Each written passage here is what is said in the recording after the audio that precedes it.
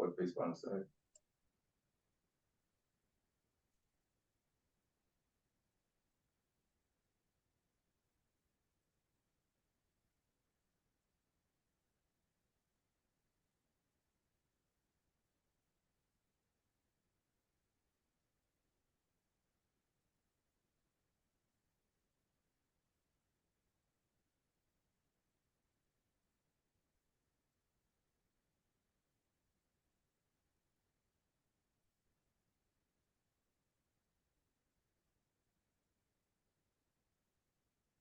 Pleasant good morning, everyone. And thank you for joining us. Good morning, good afternoon, good evening, depending on where you may be. And thank you for joining us for this very important webinar on decarbonization in the shipping and port industry. So we just have some brief housekeeping this morning, as we do have it set up in webinar mode. What I would like to point out at this time, though, is those of you who are Spanish speaking, you do have the translation or the interpretation tab below, where you could switch over to the translation from English to Spanish. So I will advise you, encourage you to do so now, so you could hear the rest of the housekeeping as we start the webinar.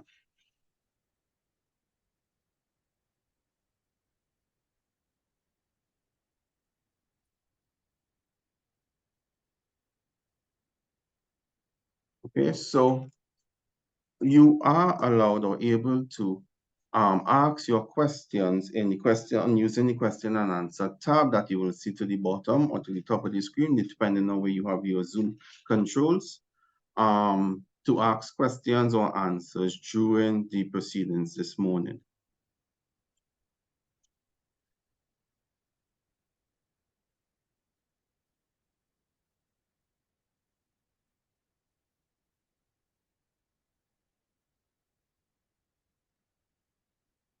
When we open up for panel discussion, we will encourage you to use the raise hand function. We will be able to see you and encourage you to ask your questions. So it is my pleasure this morning now to introduce the coordinator of this morning's webinar, Mr. Adrian Bihari. Mr. Adrian Bihari is an assistant professor of practice at the Maritime Studies and the Center for Maritime and Ocean Studies at the University of Trinidad and Tobago Maritime Campus. Here he lectures in maritime economics and logistics, and Adrian has a bachelor's degree in economics from the University of Trinidad and Tobago and a master's degree in general maritime administration from the World Maritime University in Sweden. He has vast experience in port planning and management of port operations at the Port of Trinidad and Tobago. He also worked at the petroleum sector and the yachting and marina ship repair sector, and he's currently serving his fourth term as the Deputy Chairman of the Port Authority of Trinidad and Tobago. He's a Chartered Director certified by the Caribbean Governance Training Institute, and he's also certified in public procurement by the Caribbean Procurement Institute. And Mr. Bihari is a member of the International Association of Maritime Economics. In 2010, he was appointed chairman of the Regional Task Force appointed by CARICOM Secretariat to consider the feasibility of establishing a regional fast ferry service in the Southern Caribbean. And the final report of this task force was presented and approved at a meeting of the Council for Trade and Economics Development in May 2021. He was contracted in 2007 by the Ministry of Works as a sector specialist to plan the development of the water taxi ferry service project, which involved the development of terminal infrastructure and the procurement of 4 new fast ferries based on the design and build method. And the service was implemented in 2010 and is now an integral part of the national transportation system. So Mr. Bihari is one of the most experienced, I will say, maritime practitioners in Trinidad and Tobago, and we could even push it as far as the Caribbean. So Adrian, I welcome you. Good morning. Thank you, Stefan. Do I share screen or no? You could go ahead. We could Okay. see you. Yeah. You can see me. All right, that's great. Okay. Thank you, Stefan, for that very extensive introduction.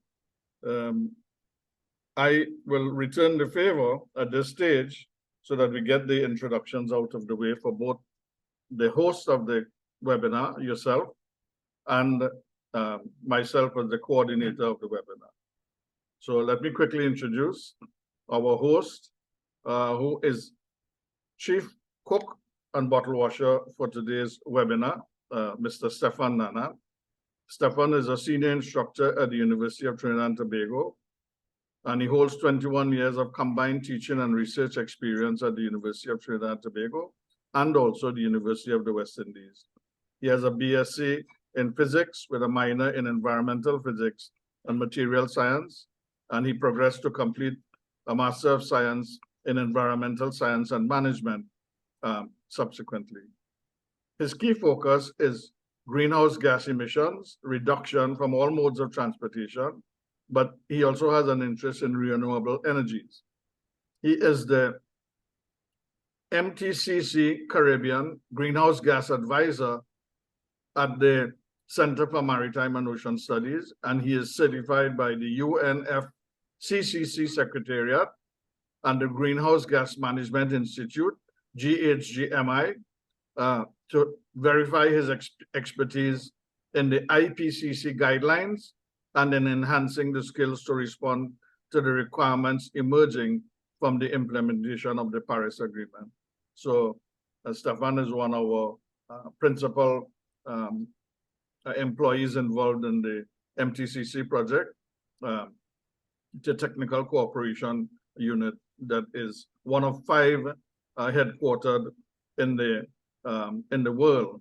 And I would invite Stefan at this stage, while we await the attendance of the chairman of the UTT, I would invite Stefan to talk a little bit more about the work of the Center for Maritime and Ocean Studies, and in particular, the MTCC, and its involvement in this very ambitious objective of sustainable development.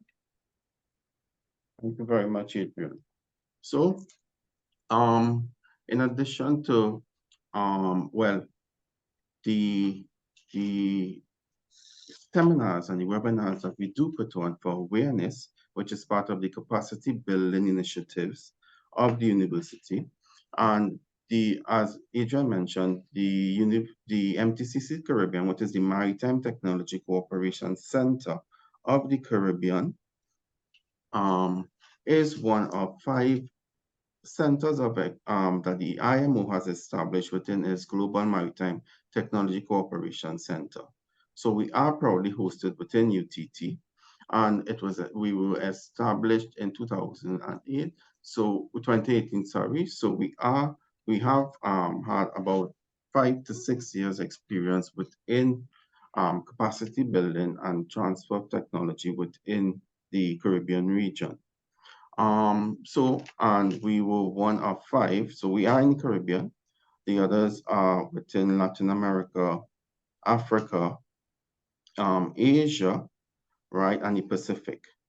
During this morning, we will put a link in the chat that could take you to the MTCC website, where we have publications on the work, the ongoing work that we have done over the past 5 years. So we have implemented a number of projects, pilot projects, and webinars that I do believe I recognize some names here that will have attended some of these webinars. So we have been heavily involved in initiatives to decarbonize the maritime sector, to reduce the emissions associated with shipping within the industry. And we have a number of esteemed presenters this morning who will give us a greater insight into the sector. And although this morning deals with port emissions, which is responsible for approximately 5% of the emissions of the sector. So the MTCC we have looked at, we have been involved in a number of projects which are both shore-based and ocean-going, for the ocean-going vessels. The university have also undertaken a number of projects to carry out inventories on the greenhouse gas emissions associated with some of the port or the major port operations within Trinidad and Tobago. And this is an ongoing exercise.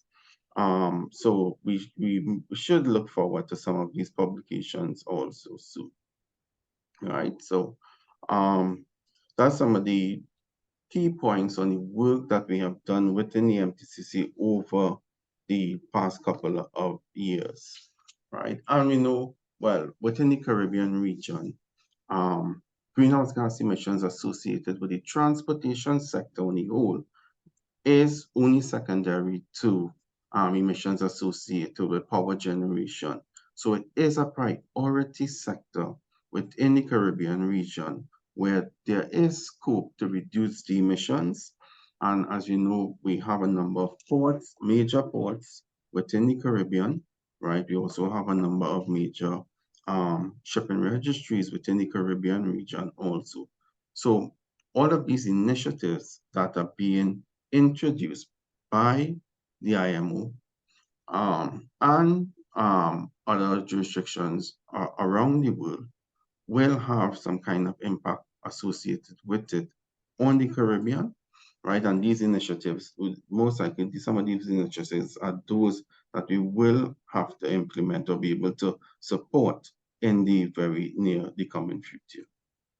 Right, so that is a capstone basically on some of the work that is currently being done within the sector on the MTCC side and within Trinidad and on the University of Trinidad and Tobago side on emission reductions within it.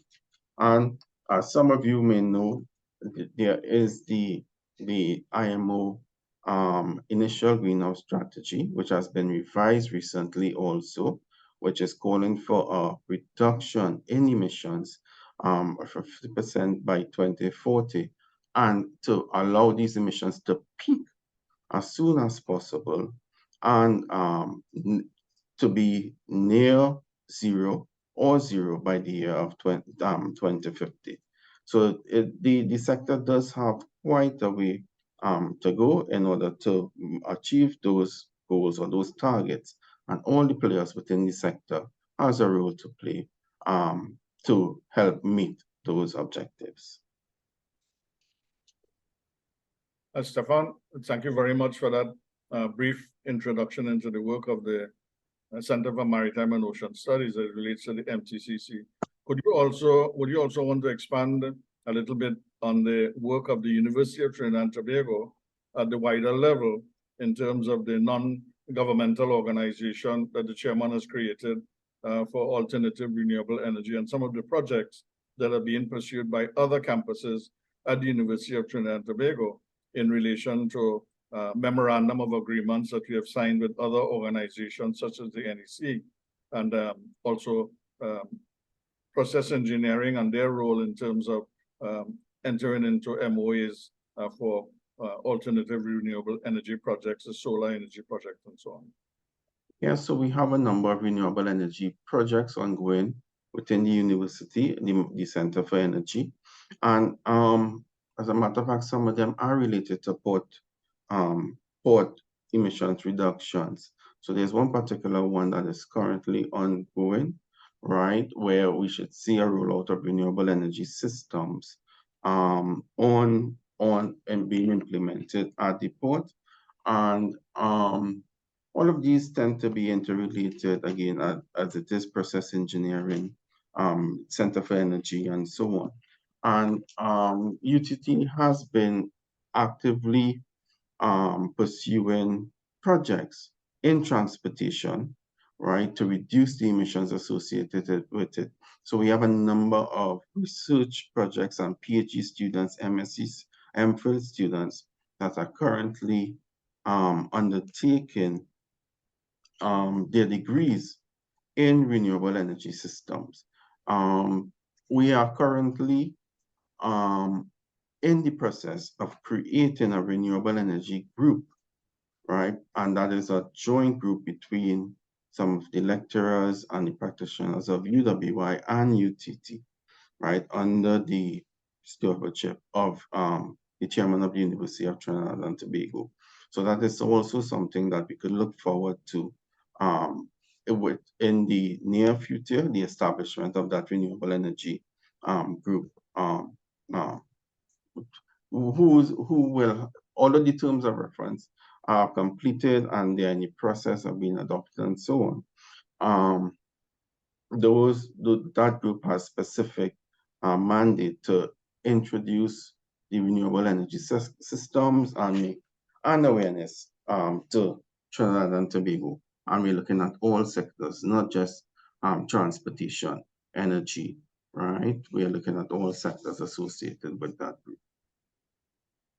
I can also state briefly, Stefan, that the president of the University of Trinidad and Tobago himself, Professor Prakash Prasad, has been pursuing a number of memoranda of agreements with various organizations and institutions in pursuit of decarbonization in the transportation sector, and as well as alternative renewable energy. So all of this is to say that the university is very focused on this important topic of decarbonization and the use of alternative renewable energy, sustainable sources of energy.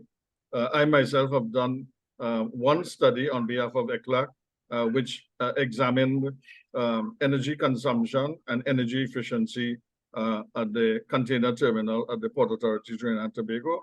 And it was based on survey data collected by the Port Authority that was based on a template prepared by one of our panelists here today, Professor Gordon Wimsmeyer, when he worked at ECLAC at the Chilean office. I also presented in March of last year a review of alternative renewable energy projects being undertaken in Caribbean countries. And the findings were that the projects that were being undertaken within the Caribbean were few and far in between, and they lacked a lot of international financial support in order to get a lot of these projects off the ground. So this is something I'm quite sure Gordon and others will touch on, maybe Dominic as well, when he talks about carbon pricing. Now, we had been waiting on Professor Imbe, the chairman of the UGT, to deliver the opening remarks. He's a bit delayed, but when he gets here, he will certainly fall into the program and deliver his remarks. At which time I will introduce him formally to the webinar. Without losing any momentum, let me begin today's proceedings by inviting Dr. Anas Alamush to make the first presentation. Dr. Anas Alamush works as a postdoctoral research associate at the World Maritime University in Malmö, Sweden. As you heard, I am an alumni of that university. It's my alma mater. I went to that university many, many years ago in 1985-86. So I'm one of the first generation of the Starship Enterprise that would have entered that institution. Anas embarked on his academic journey after serving as a ship's captain in the Jordan Navy, and Anas has a Master of Science degree in shipping management and logistics, and he has a PhD in maritime energy management, port decarbonization from the World Maritime University. As a proud alumnus of the World Maritime University, Sasakawa, and the UN Nippon Research Program on the Law of the Sea, Anas has focused on developing sustainable frameworks for the port of Aqaba in Jordan. Anas' drive for excellence extends beyond his academic pursuits. He actively participated in high-level projects, collaborating with industry professionals such as EU Bonus, Baltimari, which focuses on enhancing maritime safety, and the WMU ITF Future of Work project, which explored the integration of cutting-edge technologies in the shipping industry. ANAS still plays a pivotal role in the EU Horizon Sea Energy project, which is dedicated to facilitating the transition of ports towards the use of cleaner energy sources, reinforcing his commitment to sustainable port operations. Currently, ANAS works at the World Maritime University on IMO, International Maritime Organization, impact assessments of the greenhouse gas medium-term measures. Demonstrating his aptitude for research, ANAS has published numerous studies in internationally renowned and peer-reviewed journals. Furthermore, ANAS has leveraged his expertise by serving as a reviewer for internationally peer-reviewed maritime transport and sustainability journals. Beyond academia, ANAS has engaged with diverse nations, fostering international partnerships and contributing to the development of comprehensive transport strategies. ANAS's accomplishments have not gone unnoticed, as he has been honored with prestigious accolades, including the Queen of Denmark, Marguerite, second medal for his outstanding service in the realm of international affairs. The host of today's webinar will post to the chat the link to ANAS's most recent peer-reviewed journal article for the benefit of those in attendance, which you can download to your hard drive and read, include in your reading list. So without further ado, let me introduce Anas Alamush as our first presenter for today's webinar. Good morning. Good morning. Okay, hold on a second. We now have our esteemed chairman of the University of Trinidad and Tobago. Let me quickly read Professor Imbe's bio notes and allow him to deliver the opening remarks. He has been a bit delayed this morning by some other matters. Professor Clement A.C. Imbe is a university professor in the field of mechanical, metallurgical, manufacturing engineering at the University of the West Indies, UWI, St. Augustine. He is a fellow at the Association of Professional Engineers of Trinidad and Tobago, APET, and a registered engineer at the Board of Engineering of Trinidad and Tobago, a fellow of the American Society of Mechanical Engineers, and a member of the American Society for Materials International. Professor Imbe graduated with a BSc in Mechanical Engineering with an honors degree from the University of West Indies and went on to study for the Master of Science degree in Metallurgical Quality Control at Brunel University, London, UK. He also completed his PhD in Mechanical Metallurgical Engineering from UWI and in collaboration with Concordia and McGill Universities in Canada. I think he told me that he obtained his pilot license while he was out there. Professor Imbe has taught at both the undergraduate and postgraduate levels and has over 192 publications and presentations comprising refereed journals, local and international conferences and seminars, technical reports, as well as books, reports, and proceedings. He has further supervised scores of undergraduate capstone projects, several international exchange students, and over 30 postgraduate theses. He has held several academic administrative positions and board appointments, along with serving as an industry consultant to various organizations. Professor Imbe is the recipient of numerous prestigious awards, including the Shakonia Medal Gold, the Order of Trinidad and Tobago, which was quite recently presented to Professor Imbe, which is the highest national award in the Republic of Trinidad and Tobago, the Vice Chancellor's Award for Excellence in Public Service, which is the UWI's highest award, the Career of Excellence in Engineering, which is APET's highest award, and NEHRS's Gold Award for Excellence in Science and Technology. Let me just add to this bio note by stating Professor Imbe is one of the pioneers of metallurgical manufacturing of the national instrument, the steel pan. And if I listened to an interview and got him quite correct, he is promising to go further with a new version of the steel pan in the near future. Did I get that news interview correct, Professor? Yes, sir. Very good. So we look forward to that further innovation of the steel pan, which is the most recent musical instrument in the 20th century. Now, without further ado, let me turn over to Professor Imbe for him to deliver today's opening remarks.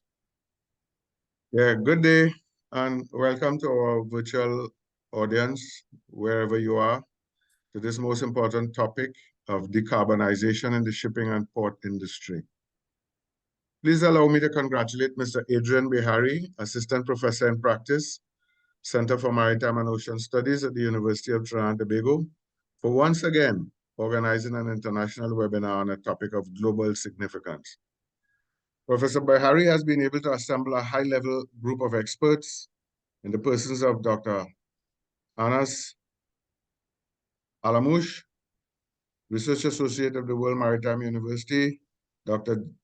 Jan Hoffman, Head of Logistics of the United Nations Conference on Trade and Development, UNCTAD, Dr. Dominic Englert, Senior Economist of the World Bank's Global Transport Practice, and Professor Gordon Wilsmeyer, Logistics Professor and Chair of La Universidad de los Andes, Colombia. Professor Bihari has been ably assisted in this venture by Mr.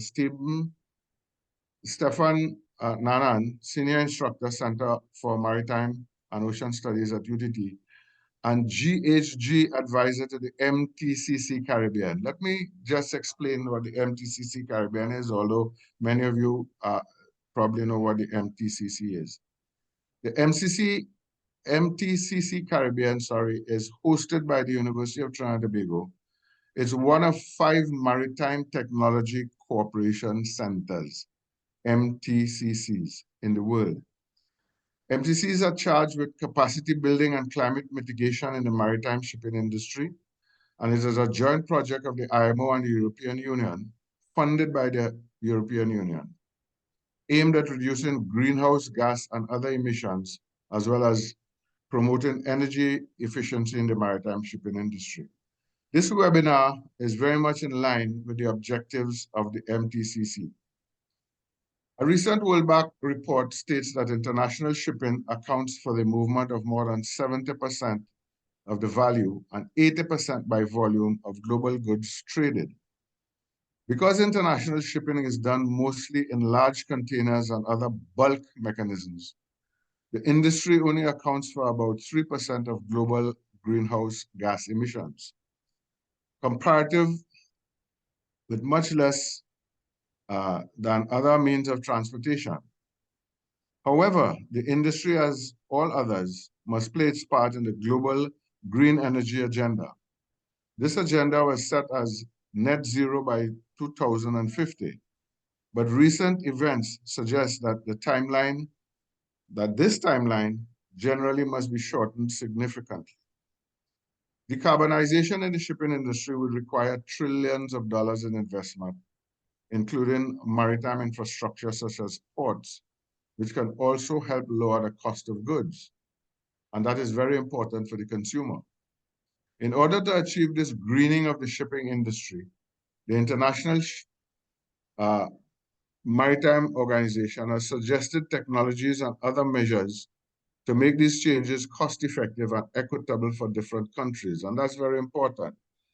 Many countries cannot afford to spend the kind of money that is required to green the shipping industry.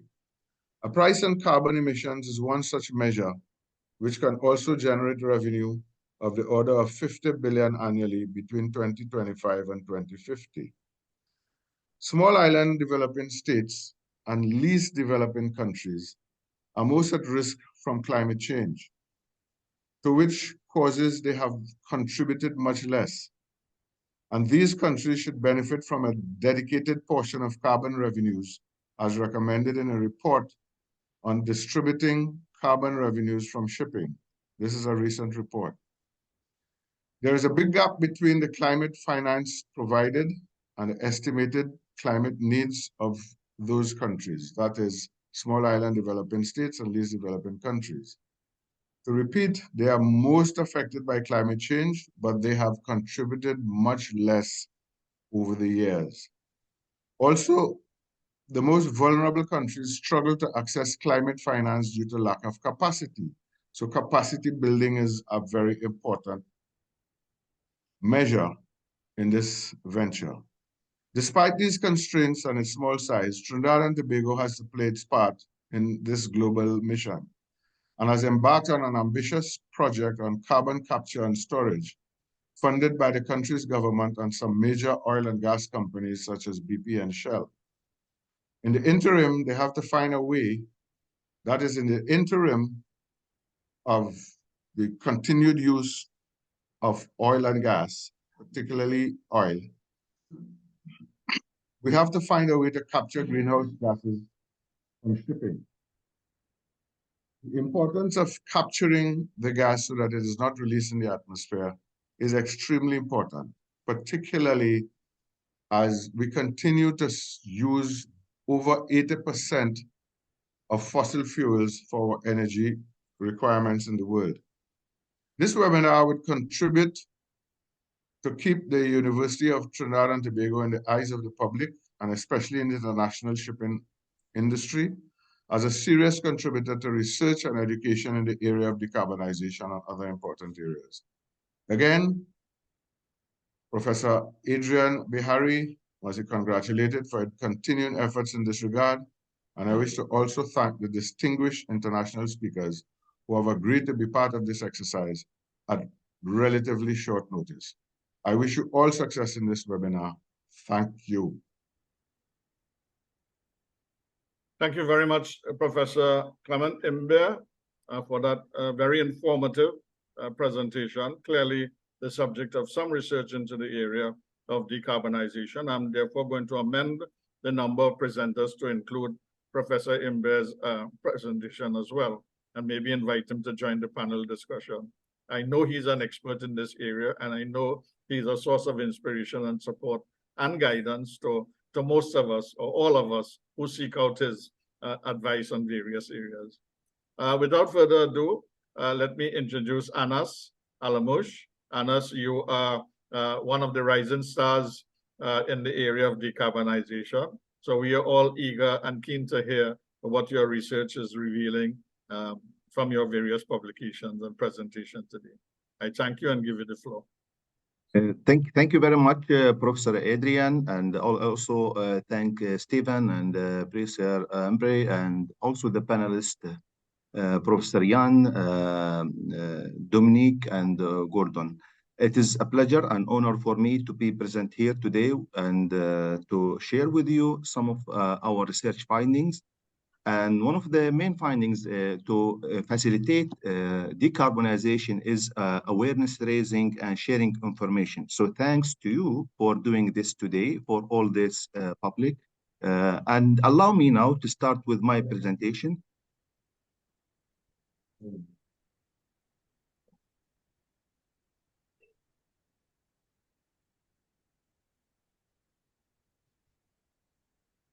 Anas, have you shared screen? Right. You can see my screen now?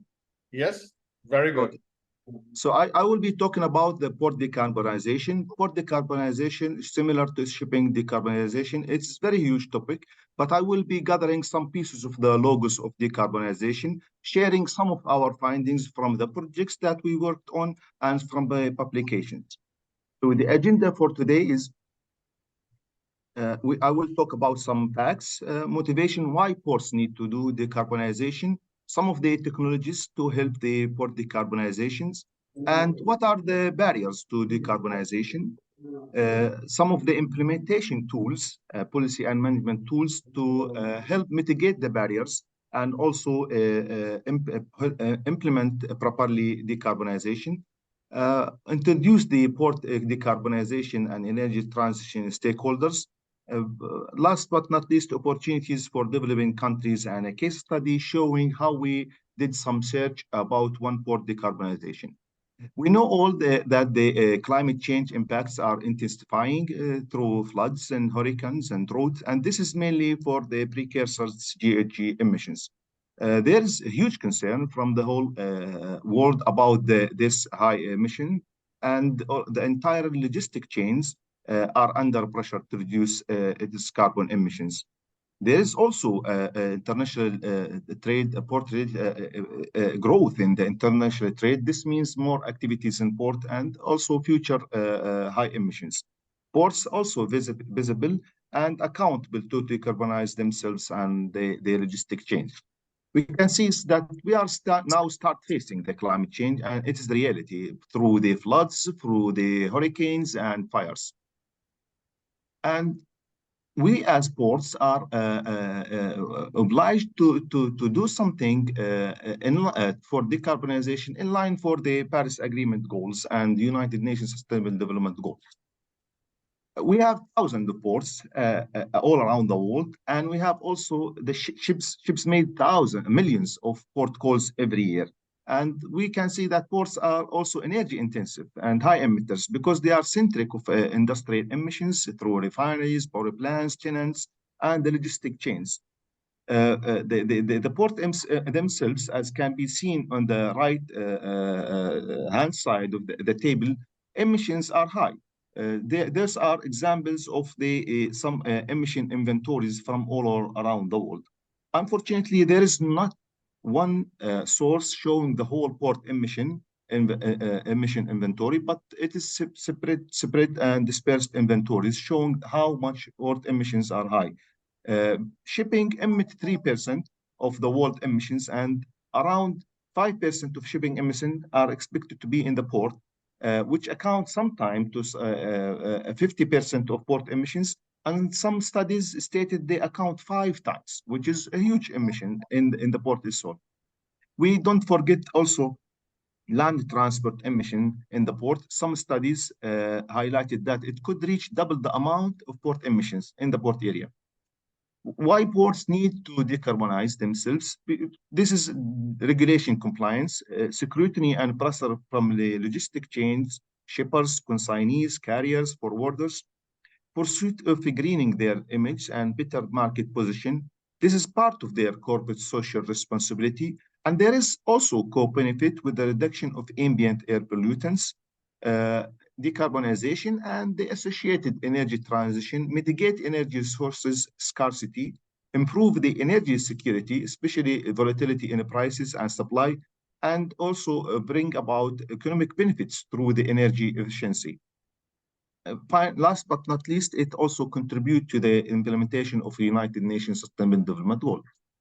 We have, when we talk about the port CO2 emission, we consider three scopes. The first scope is the direct emission by port-owned fleet vehicles, buildings, stationary sources, and typically those are equipments owned by the port authority. Scope 2 is the indirect through purchased electricity, and scope 3 is the port tenants and other emission sources, including logistics chains such as ships, trucks, railways, marine services, especially if they are private.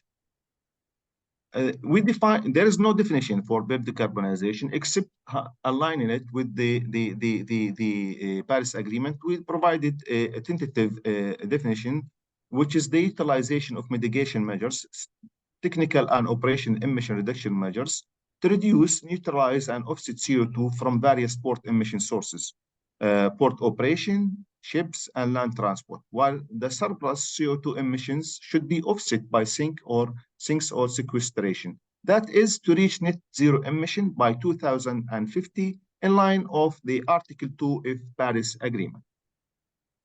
We did one study that put together all the technical and operational measures to reduce the port emissions.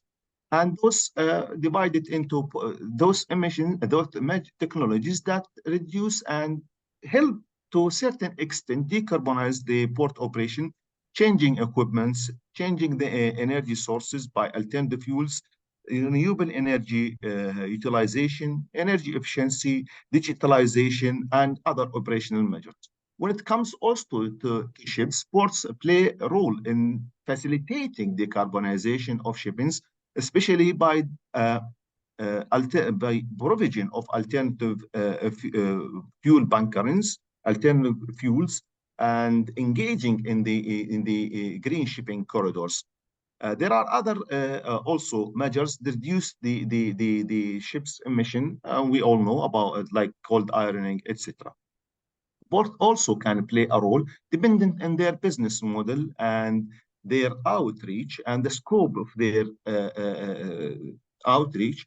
They can also reduce the land transport emission, trucks emission through banning of all the trucks, such as those done in USA, participating in the model split, and also reducing the truck emission congestion reduction.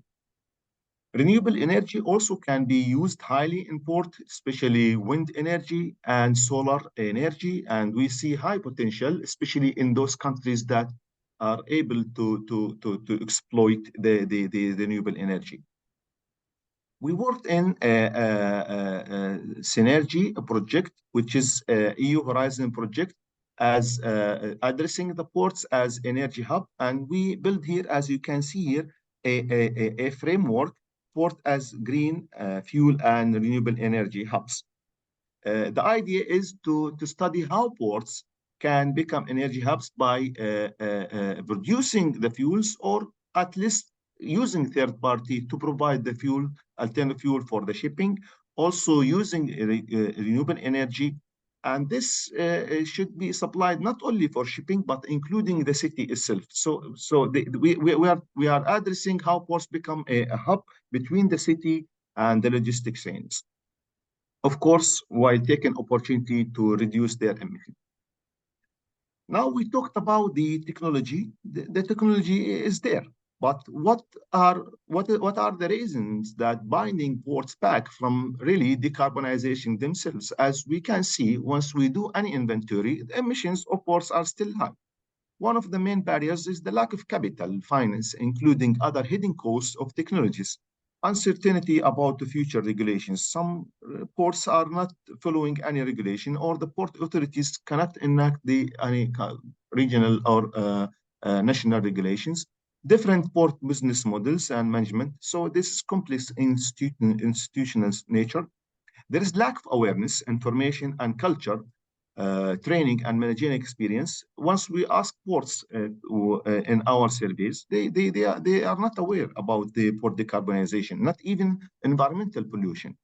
Technical issues in technology, suitability and abatement potential of the technology, safety and security, especially now we are talking about ammonia, toxic, hydrogen, etc. Complicity in the implementation of the measures, lack of governmental support, and there is managerial inertia. I come from area where they are good in economics, and we are all producing countries, but the ports are not decarbonized. We relay this to justify this as there is managerial inertia because decarbonization is a new idea. Recently, we did consolidate the port decarbonization implementations in terms of the pathways, barriers, suggested some solutions, and also explained what are the opportunities arising from port decarbonization. In another study also, we addressed how ports can implement the technologies, the measures that we already mentioned, and how can they also mitigate those barriers. The first and the backstop for all the implementation is enacting regulations, engaging in the incentives and grants, tariff change for the polluters, engaging in market-based measures similar to the market-based measures initiated by IMO or the EU, but in the port scales against the port polluters, port operators, tenants, land transport. Voluntary agreement, and I heard earlier that some of the voluntary agreements signed between the UTT and other industrial associations, concession and license requirements. So we recommend here that in any concession and license requirements, terms should be included regarding the port decarbonization. And if those concession has already been implemented, then discussion voluntarily to reduce their emissions. Of course, capacity building, training programs, and awareness raising helps. Knowledge sharing and support, how to do inventory, the MTCCs are example of this. putting the port decarbonization in strategic plans also is very important. This is also a specific study about the implementation of schemes of port decarbonization. To continue the ways of implementation in terms of policy and management tools, ports also needs to invest, and the investment and finance pull from all industries, develop their managements, cooperation, collaboration, and coordination between intra-ports, interports, and even regional ports. They should also first thing, do inventory and monitoring so they know what is the level of their carbon emission, and then conduct feasibility studies, safety guidelines for the alternative fuels, certification and audits, stakeholder mapping and management. And we also here highlight that we need new business models, such as third-party investments and the fuel supplier guarantee for the green shipping corridors.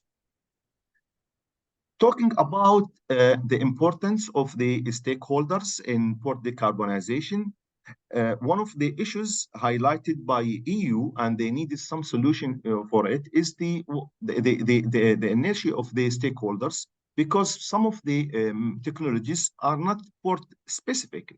Many stakeholders are engaged with it. So the Synergy project that I worked on address this by studying what are those stakeholders and showing ways for ports to manage stakeholders. And we suggested the stakeholder circle methodology by showing them how to identify the stakeholders, how to prioritize them, how to visualize, engage, and monitor them.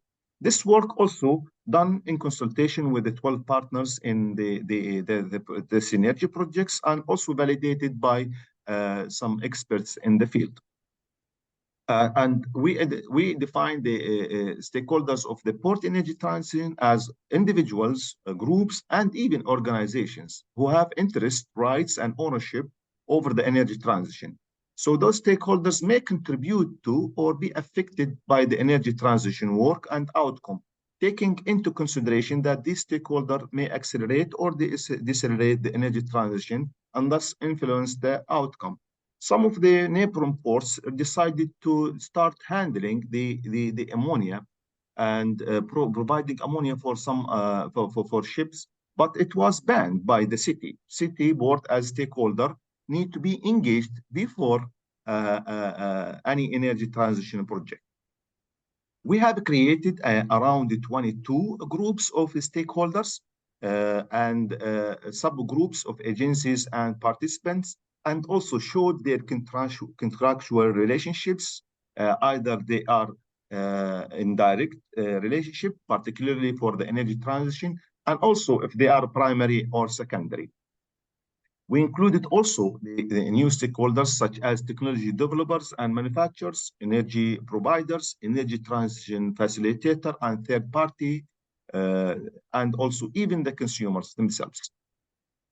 Now, I have conducted a summer institute for the professionals from developing countries about decarbonization and energy transition, and many questions arose that what is there for us? Why we need to engage in port decarbonization or energy transition, as it is not our fault. We are not the ones who emit largest.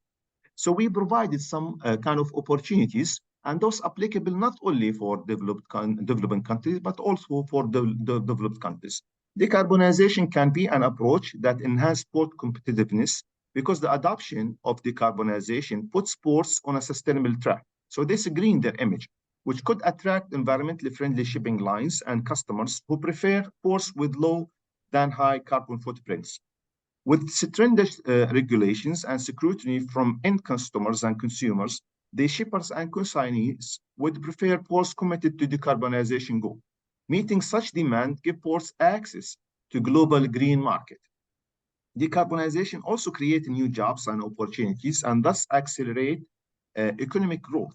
For example, the investment in wind and solar energy, renewables, research and development as well, and other innovative technologies revolutionize sustainable and green industries in these countries. Decarbonization efforts also improve the air quality and public health in surrounding communities. So there is socio-environmental benefits. In other words, technologies that reduce CO2 emission most of the time reduce other air pollutants bycatch. Implementing decarbonization attract international support, which can mitigate the issues, barriers we already explained, particularly economic and information. The global economist initiatives introduced by the IMO, the EU, the C40 cities can provide the required technical and financial support for those countries.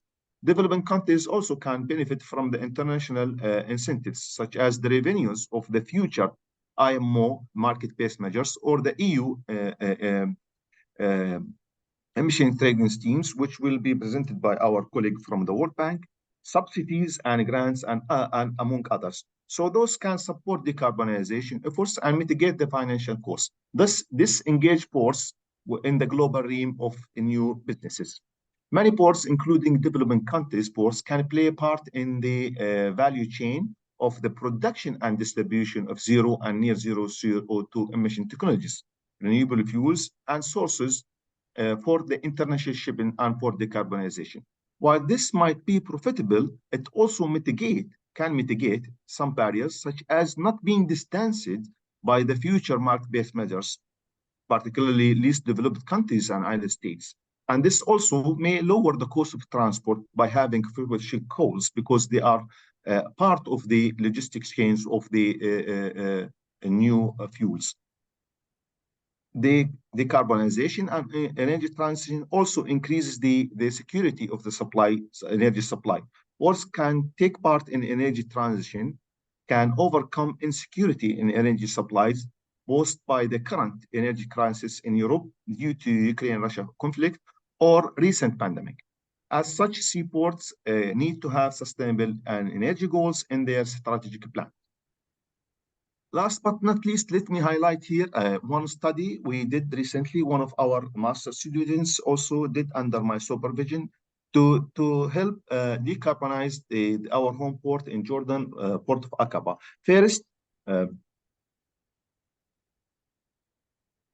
First, we see here the emission inventory. As said in management, you cannot manage what you can measure.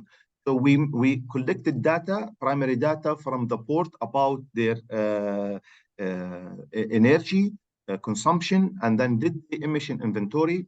Then also data about the electricity, and we showed how much electricity consumption then also reflected to CO2 equivalent. And this is only for scope 1, the equipment, and scope 2, the purchased electricity.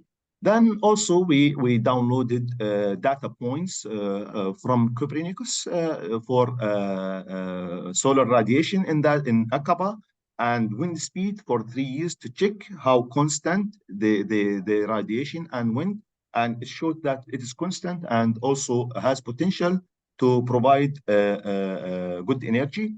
Then we developed a Python code and also created 3 scenarios, one based on wind turbines to cover to decarbonize only scope 1. Now we are working also in scope 2. So we did a study about wind turbine generation. One also to the right side, the upper right side, about the photovoltaics. And we did one as a mix hybrid between the two. The last step, we did economic evaluation and recommendation for the port. We directly communicated with the port and send them our results. And we can see that the best scenario is to use the photovoltaics because of their lowest levelized cost of energy, also the highest net present value, and the payback period is very short. This is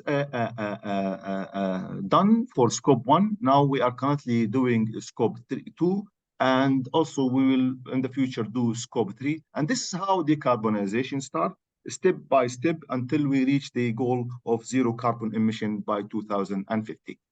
With that, I conclude my slides, and I'm open for the questions if it's allowed by the moderator, or we take it later on. Thank you very much.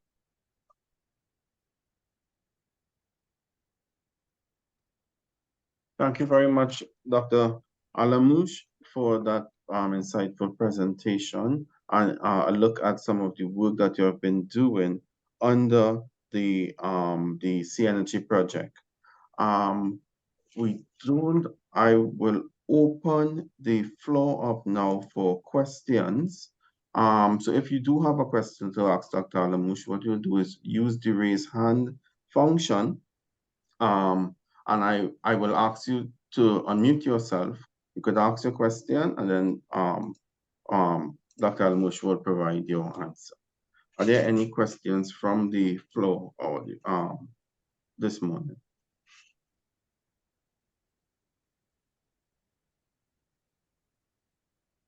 This means that the presentation is clear or they didn't understand, I think. So you decide, Professor. But I think, Stephen, also you attended our last workshop. I've seen you Yes. As a representative of the MTCC, and thank you for supporting our project too. So this is also great to share your expertise in this. Dr. Alamouche, we have a question.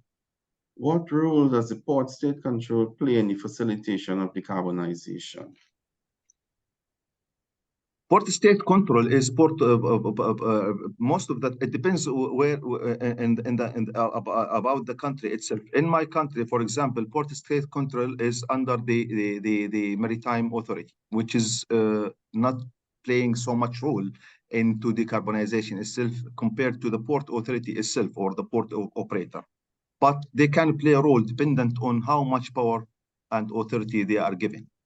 Some of countries, this mission is not for the port state. Some of countries, the mission is for port state control. So it is different from one country to another, dependence on the governance model, how port is managed. But certainly, any maritime authority, port operator, of course, play a key role in decarbonization. Here we are talking about the role of the port authority, port managing body in top, which is the public authorities, the board of governance and corporations, the port authority itself, and also the port operators need to be engaged. Not only they are doing the business, but they need to play part in decarbonization. And many private operators, global operators, start working on decarbonization themselves to prove that they are doing something.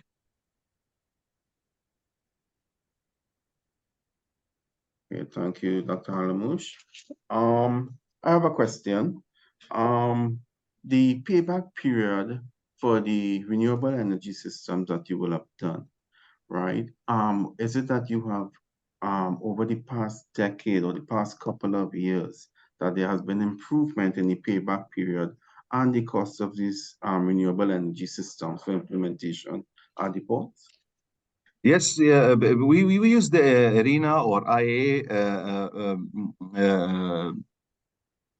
cost for each kilowatt, which was, I think it was 1,000, now it was in dollars, but now 700. Now, currently it's around, I am not sure exactly, but it is going down considerably. It's around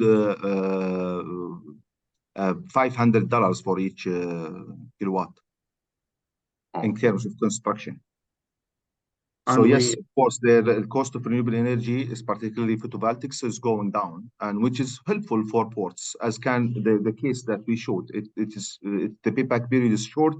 The levelized cost of energy is very low, so it is profitable for the port to at least to decarbonize scope 2. And it also this depends on in the port in Jordan. There is there is agreement with the ports or any renewable energy providers to dump access of renewable energy to the grid. They accept it. So this also lower the price. But some other ports, they don't accept this. And then the ports need to have their own energy storage, which raise the price of the energy. So this shows the importance of the stakeholders. the country utilities grids to facilitate the energy transition. So apart from actually powering the port, some of these ports provide energy to the neighboring communities and so on, and cities. We Come have up, please. Is this a question or no, a comment? I'm just making a comment. So apart Yes, from, of course. Totally. all right. With just 7 more years to go to achieve the decade of action, what percentage would you say are we globally in achieving decarbonization? Come up again because I didn't hear very well. Ask again. With just 7 more years to go to achieve the decade of action, what percentage would you say we are globally in achieving decarbonization? This is a question we have more experts today to Yes, help us. yes. I think I there will is a leave it for presentation. Professor Jan Yes, or the there is a maritime colleague. But presentation. we do our best. We do our best. The situation is not, it's not good regarding decarbonization. And in my own view, every one of us, individuals, institutions, organizations, have a role to play in decarbonization, and we have to start now, sooner than later. Thank you very much, Dr. Alamouche. I'm seeing a number of questions coming up in the question and answer tab. And I believe some of these will be answered in subsequent presentations that we have this morning. So what I will do, we will save some of these questions as we go through the proceedings this morning. And some may be relevant, some will get the answers from the presentations, or we will bring it back up and discuss it when we have the panel at the end of the, towards the end of this morning. All right, Yes. so I think that is a way that we will proceed moving forward. Thank you very much, Dr. Alamouche. Mr. Bihari? You're welcome. Yes, thank you. Do I have to share screen or anything, or I will pop up? You go ahead. Okay, good. Yes, you're quite correct. Quite a number of these questions, and I'm quite sure Gordon is paying particular attention to the discussions, will be addressed by the moderator. It's subject to his review and consideration, of course, because we have some limited time there. But once we can save some time and put it towards the moderated panel discussion, I'm sure we can address further discussions there on these important topics of regulation of decarbonized strategies and so on. So let me now turn our attention to Dr. Jan Hofman, Head of Trade Logistics Branch, Division on Technology and Logistics at UNCTAD, United Nations Conference on Trade and Development, based in Geneva, Switzerland. Jan joined the United Nations Conference on Trade and Development, UNCTAD, in 2003 and became head of the organization's Trade Logistics Branch in 2016. The branch is implementing multilateral transport and trade facilitation capacity building programs, as well as regional and national projects in Africa, in Asia, in the Pacific, and in Latin America and the Caribbean. Jan is co-author and coordinator of the annual UNCTAD Review of Maritime Transport, created and co-edits the quarterly transport and trade facilitation newsletter, and initiated the Maritime Country Profiles, the International Transport Cost Dataset, and the quarterly Liner Shipping Connectivity Index. Most recently, you would have seen the 2023 edition of the Review of Maritime Transport, which was released earlier in the month of October. Previously, Jan spent 6 years with the United Nations Economic Commission for Latin America and the Caribbean, ECLAC, in Santiago de Chile, and 2 years with the International Maritime Organization, IMO, in London and Santiago. Prior to this, he has part-time positions as assistant professor. He was an import-export agent, a seafarer, a translator, and a consultant. And for 8 years, he also worked part-time in his father's family tramp shipping business, Hoffmann Shipping, based in Horneburg, Germany, with a twin-decker registered in St. John's, Antigua, and Barbuda. Jan has studied in Germany, United Kingdom, and Spain, and he holds a doctorate degree in economics from the University of Hamburg. Jan has worked as his work has resulted in numerous UN and peer-reviewed publications, lectures, technical missions, databases, and electronic newsletters. Jan is a member of the AJSL, FFSC, IJSTLU, INCU, JST, MEL, and MPM. The latter two I know, which is the Maritime Economics and Logistics Journal and the Maritime Policy and Management Journal. He's a member of the IAME, International Association of Maritime Economists. He was president of the IAME from the period 2014 to 2018, and he's a member of the Propeller Club of Geneva. Now, a very interesting fact. Jan has been to 130 countries and has had his hair cut in 80 countries. Jan and I are personal friends, and our friendship extends for more than 35 years. I think we were young researchers back then, and when we were looking at exploring a very virgin territory within the Caribbean and Latin America. So I have a lot of warm feelings towards Jan, and I always tell him he represents to me the epitome of what a United Nations personality should be. Because if you asked him for the shirt on his back, he would readily give it to you if you felt that you needed it. That is his personality. So without further ado, let me introduce my good friend and colleague, Professor Jan Hoffman.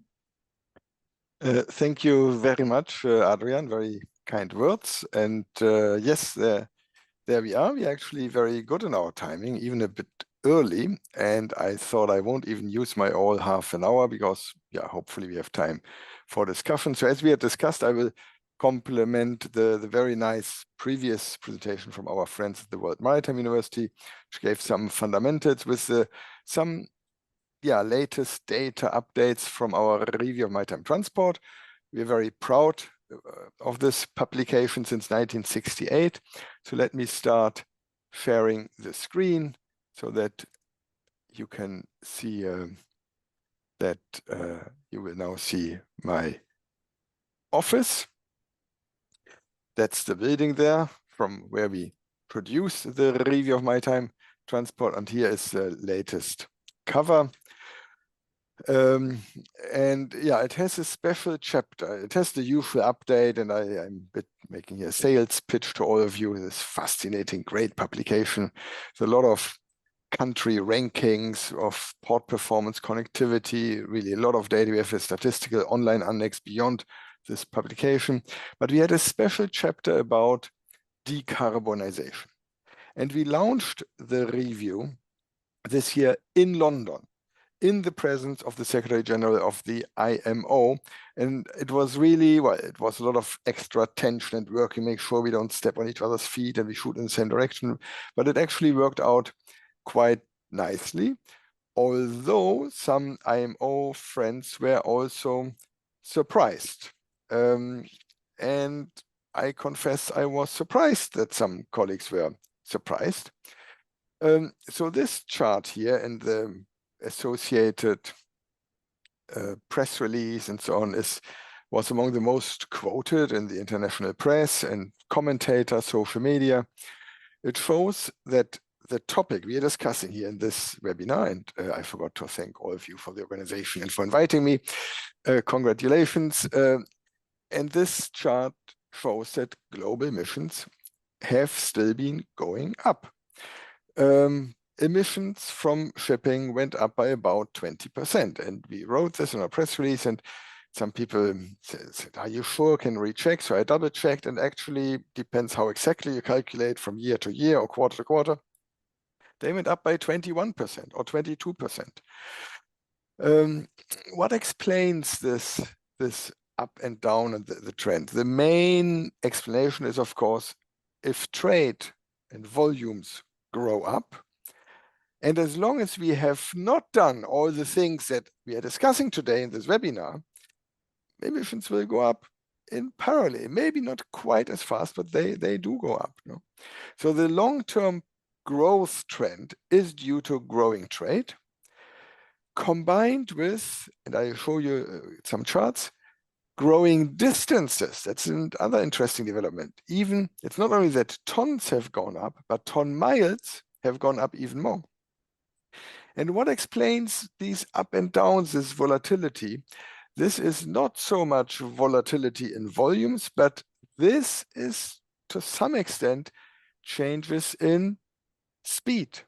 Yeah, if you go slower, that's the relatively easiest way to reduce emissions per ton mile at a given point in time. So here you can see there are really the three main vessel types: the tankers, the dry bulk and general cargo, and the containers. They make out like more than 3/4 of the emissions, and then come the other specialized ships. But it's really the three main segments. The good news is that effectively the emissions per ton mile have gone down. So this is of maybe what many people, and you can criticize, you can ridicule that things are not advancing as fast as they should, but there have been sincere efforts going on at national, regional level, at the IMO, with different technical measures, short-term measures. So the emissions per ton mile have been going down, especially in containers. And containers are the ones that tend to emit more per ton mile, because they mostly go faster. They have a different type of service, and you have to carry the containers. So actually per ton mile, it's twice as much as the bulk cargo, for example. Bulk cargo, these huge bathtubs, they go very slow, and yeah, they emit less. No? So this is the good news. So I started with bad news. There's some the good news. And now comes the third slide, which is actually from last year's review, where we analyzed this a bit more detail. Half of the improvement is due to economies of scale, not due to technological improvements or operational port call optimization or alternative fuels. So on the left side, you see the typical, we call it the CO2 emission intensity of container ships by ship size. And you see how the smaller ships emit 2 or 3 times, almost, 3 times as much as the biggest. Those of you who know me over the years, and Adrian mentioned working for ECLAC, I'm personally not a fan of the big ships. Big ships, huge container ships, they do pose challenges for the market concentration, consolidation, especially when you're a small island developing states and ships get bigger, volume does not grow, so you have space for fewer companies. Two sides of the same coin. Also, you need, without adding volume, you need to dredge deeper, you need bigger crane, you need a bigger yard, you need to have higher peak demand.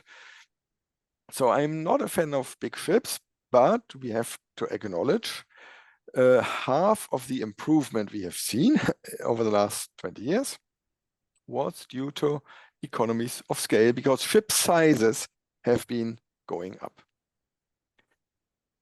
So that's facts, that's a reality, that's our latest data reporting. And one thing we are also quite proud of, I think already 3 years ago for the first time, in fact it might have been, I think it was in 2021, 22, and in 2020, with partners in Marine Benchmark, I acknowledge really their collaboration. You can assign emissions to the polluter. And that's important, without as yet going into who is polluting how much. You know, shipping and air transport was not initially included in the Paris Agreement, where all countries agreed to decarbonize and had their objectives, and they gave some special conditions, permits to decarbonize a little later to the developing countries, to the most vulnerable. So in this agreement, shipping and air transport were not included because that was like outside the countries. And it was more difficult to assign to a country, or that's over the horizon, you cannot assign. But nowadays, with technology, with tracing, tracking, AIS, and reporting to the IMO, we do know which ship emits how much, and we know from the ship which flag they fly. We know the owner for, at least for bigger ships, for almost all ships, we know the country of ownership. We also know who is the trader, like which is the exporting country, the importing country. You can also even identify in which geographical area the emissions take place. So this is really here not to point the finger at Liberia, Panama, or Marshall Islands. They do emit more because they have bigger fleets. No surprise here. And Liberia just overtook Panama as #1 registry again in terms of tonnage. Neither am I pointing the finger to China, Japan, or Greece. But if you compare these figures with the fleet data by number of ships or by tonnage, it's not 100% proportional.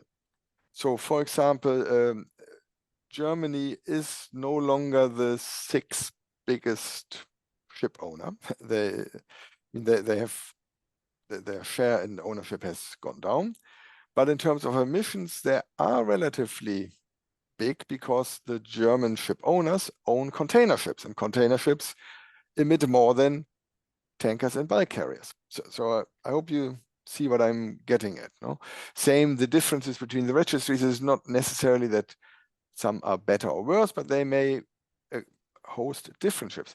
But some of this, and that's why I keep this slide here, there is potential. So there's potential for economic measures even by the ship owner with tax regimes, or the registry with fees, admissions. Some of you may know that I used to work for a little shipping company called Hoffman Shipping. We had a twin decker. We registered our twin decker in Antigua and Barbuda. We tried, my father, Captain Hoffman, tried to register it in Panama, but Panama would not want us because we are too old. Not because it was a good ship and well maintained and excellent captain and seafarer. But so flags, and especially the bigger flags, they do have a potential to also influence. So that's a bit the main message here is you can assign who is actually the emitter or the polluter when we come to the polluter pays principle. Coming a bit to the explanation, some of these, like why did emissions still go up? So here you see the growth year by year by year. We did have a decline after the financial crisis. You see 2008, there was a decline in the growth rate between 8 and 9.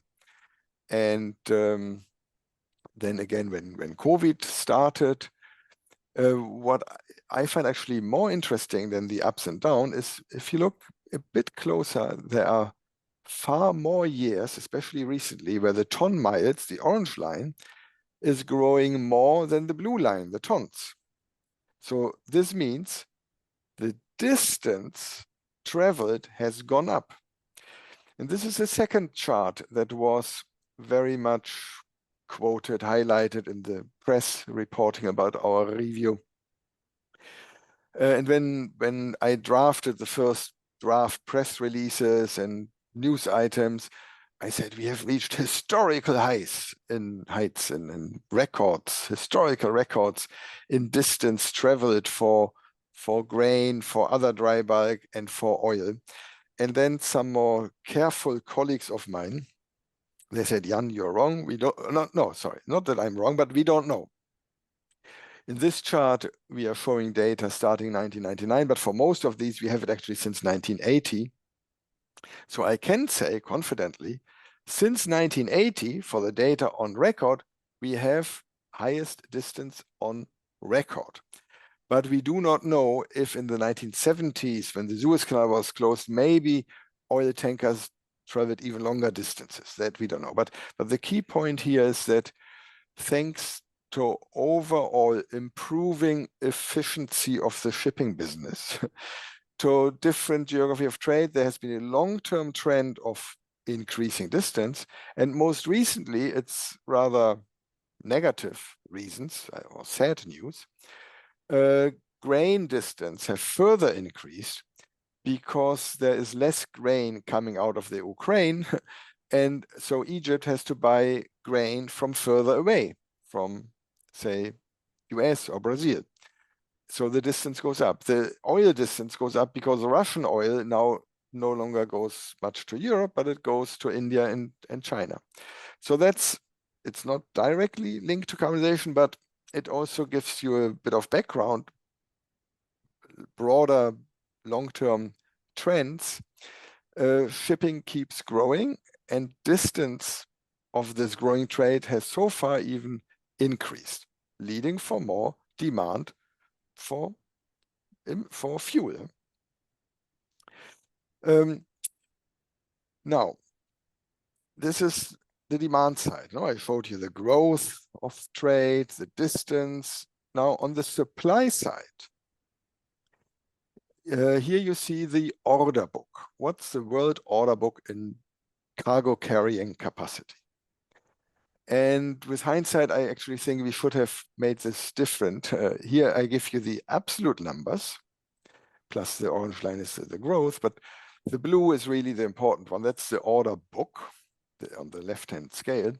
It's in absolute terms, but if I were to put this in relative terms, in percent of the existing fleet, it would have gone down much, much more, because the fleet was only half as big in the 2009-2010 than it is now. Now the fleet is twice as big, so the order book in percent of the fleet is even lower. Why is this important? And Adrian referred to a news item which I shared. I can't claim credit for this article. It was from Splash 24, but I found it insightful that it showed that there is concern there may not even be enough shipyard capacity to build all the new ships that we need. Yeah? And I'll come back to my favorite demand and supply curves in a few minutes, why this matters. If we have learned one thing during the supply chain crisis, is that if there's not quite enough capacity or there's more demand than supply, freight rates can go through the roof. They increase tremendously. Demand is very inelastic, very steep demand curve. You really want your iPhone for Christmas, whatever it costs to transport. I'm a small island. I really need my fuel, my food, whatever it costs to transport. I produce something and I really need the machinery, the parts. So transport is only a part and demand is very inelastic. Whatever it costs, I need it. So if there's one ship too little, or ships are idle because they are reconverted, or ships are in ports stuck, congested because of COVID, then there's not enough supply compared to the demand, and freight rates increased during COVID, container freight 5 to 7-fold. So why does it matter? If we don't have enough supply and we see there's not much ships on order, then we may again have a shortage of the ships we need to carry our trade. And this is worrying in the context of the different and new ships that we will need when we decarbonize. So how does this link to decarbonization, to climate change? This one is now a bit broader picture, more general thinking that then found its way in the policy recommendations that we have in the review of maritime transport. So some of this used to be a bit Hoffman's personal opinion, but I'm happy to report that after a lot of consultations in-house, and I come to this, there is now like official UNCTAD opinion in favor of some of these measures, these opinions here. No, the polluter pays principle, economic measures, and yeah, some of the support we also give to the IMO negotiations. Who pays today for climate change? because we are talking about cost increase. We are talking about higher freight rates. We are talking about levies. We are talking about more expensive fuels. No, so who pays? And then people say that costs. And I'm saying, well, already today some other people pay. Coastal population in Bangladesh whose lands are flooded, they pay. Investors in the Bahamas whose properties are devastated, they pay. Farmers in Mali with failing crops, they already pay. Families in the Pacific, homes are disappearing, they pay. And here in Switzerland, when the rich Swiss, we run out of snow, we also pay. Yeah? So some people are already paying. And I find this important to remind us that there is a cost associated with climate change, with higher sea levels, with more frequent storms, with changing weather patterns. It's not necessarily that one weather pattern is better than the other or worse, but the adaptation, again, has costs. People may need to migrate and you have to adjust your farming and so on. Who should pay? The polluter should pay. The polluter should be given 3 options. Now, this is microeconomics 101. Long ago, I was teaching this before I even knew about that IMO existed or that climate change would come up. I didn't know about it, but we were teaching that internalization of external means you give the actor, the polluter, the car driver, the factory, the shipping line, the whoever can produce an externality and might produce noise or pollution or accidents. No, you decide, number one, okay, if I would have to pay for the accidents, noise, pollution, illnesses I am causing, maybe I don't pollute. I go slower. I use clean fuel. I near source. Or once the oil spill has happened, no, sorry, before it happens, I can build walls against noise from the car, or I build flood walls, I invest in the ports, I construct hurricane resilient cranes. So this is the adaptation in a way, or I clean up after the oil has been spilled. No? And if all this is too late, I compensate. And it doesn't sound popular, and people say, no, we don't want oil spills to happen. We don't want emissions in ports that cause lung cancer. You know, port cities are among the most polluted ones with more air pollution, small particles causing lung cancer. So, but does this mean we will now stop trading tomorrow? No. And I'm not among those who say we don't need strawberries in winter. If you want your strawberries in winter, that's fine. But please pay for the externality. And then you choose. Maybe if you have to pay for all the negative externalities, maybe then you don't buy the strawberries in winter. Yeah, but that's, I feel this is really it's a market-based solution in that sense. Although some people say a levy or so is not a market, but it means it's the economic actor who decides. So with this in mind, market-based measures have been introduced at the IMO. They are now actually called economic measures. And it basically means you give a price on greenhouse gas emissions. Call it a levy or a market price or a trading scheme or a contribution. So this is being discussed. And I know that Dominique, he will give more details about what to do, potential. I know he has excellent detailed slides and propose. I'm a bit more general here. And I'm stepping one step back or another, what is it now, 28 years ago, when I worked for the International Maritime Organization. I wrote this document. The more time passes, the more proud I am about it. That was to my knowledge, and I've asked colleagues in the IMO, the first official IMO document that introduced this concept. So I just come from university. I taught this at university. I arrived in London with my PhD, with my little kids, and I was going to save the world. I will save the world. I will introduce sliced bread. No, I will introduce the internalization of costs. And I explained it and had PowerPoints. And then at some point in time, I overheard how one director from the Coast Guard spoke to another director who was a lawyer and said, what is Hoffman talking about? All this internationalization of externalities. And I continue to find this very funny. I'm sorry I can't hear your loud laughter, but it's not about internationalizing, it's about internalizing. And that is where we are now heading to. So a levy on CO2, it is by now proposed by many. From Marshall Islands, and here don't confuse here the Marshall Islands proposal with the registry. It's really the country, the low-lying country that has wise politicians and is proactive and positive with this proposal, because they know if we don't fight climate change, we will sink. But also shippers, Trafigura, for example, made a proposal. They know we will not get to decarbonization if alternative fuels are not competitive. And how can they become competitive? If the old fuels, the bad fuels, become more expensive. So you see, International Chamber of Shipping, maybe not quite as ambitious, but still, I see a lot of change. And for us in UNCTAD, this was very important. This really helped us in-house in the discussions. I'm not sure if you can read the small print at the bottom right, but there's a long list of our stakeholders, of UNCTAD member countries, least developed countries, small island developing countries, who have signed this declaration at the COP in Glasgow and have encouraged IMO to look into this. And that's why we are now also, I would say, officially supporting this. And this meeting here is recorded.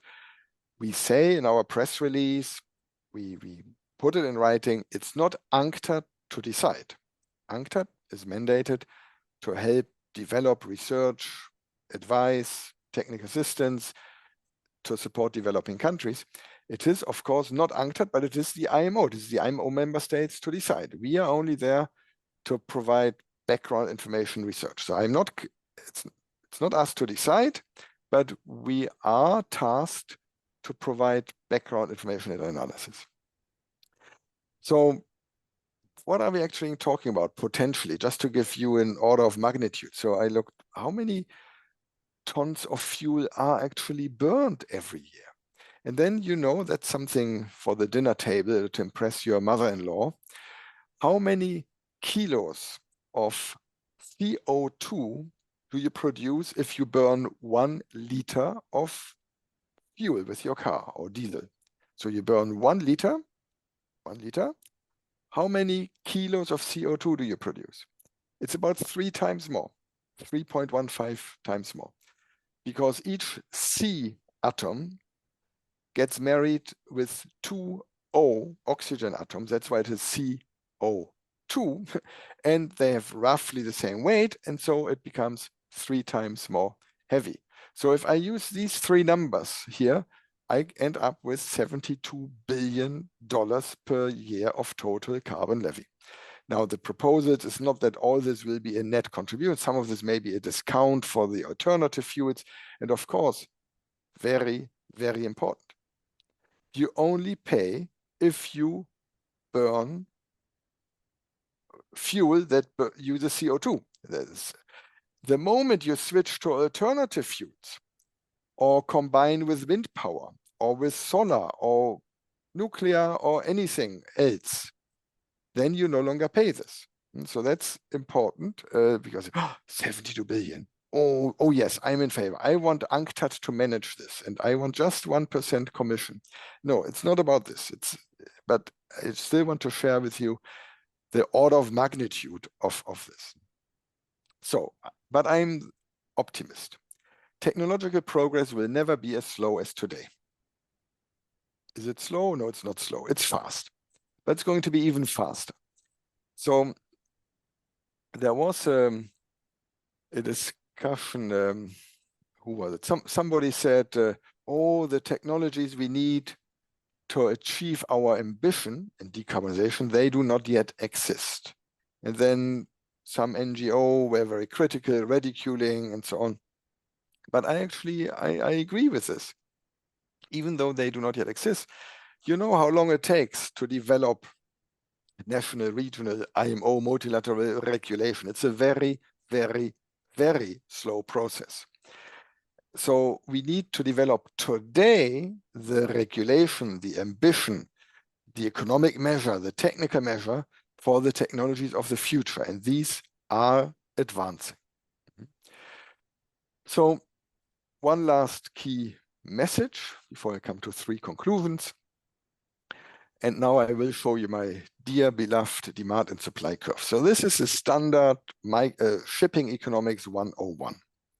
It looks a bit different from what you learn in your basic textbook, Microeconomics 101, where you have demand and supply curve a little bit different. You have a demand curve, the green one, a little bit more horizontal, and the pink one, whatever, males, we can see fewer colors than females. So I think this is probably pink, this color. But so the supply curve, this is normally put like a straight line. But in shipping, you have for a long period a rather flat, very elastic supply. But the moment you reach a capacity limit, it becomes practically vertical, because ships, you cannot increase speed much. Once you have no idle capacity, there you are. You need, say, somebody needs 20 ships to carry iron ore from Brazil to China, but there are only 19. But you really, really, really need this iron ore to build your manufactured goods, your iPhones, whatever. So prices go through the roof. So this is a standard, really, it's Martin Stopford, I think, was the first one, but it's standard shipping economics. So what happens if costs go up? Well, the supply curve goes a little bit up. It will only have a relatively small impact on trade volumes because demand is rather inelastic. But what happens if we don't act fast? What happens if the ship owner doesn't know what will be the future carbon price?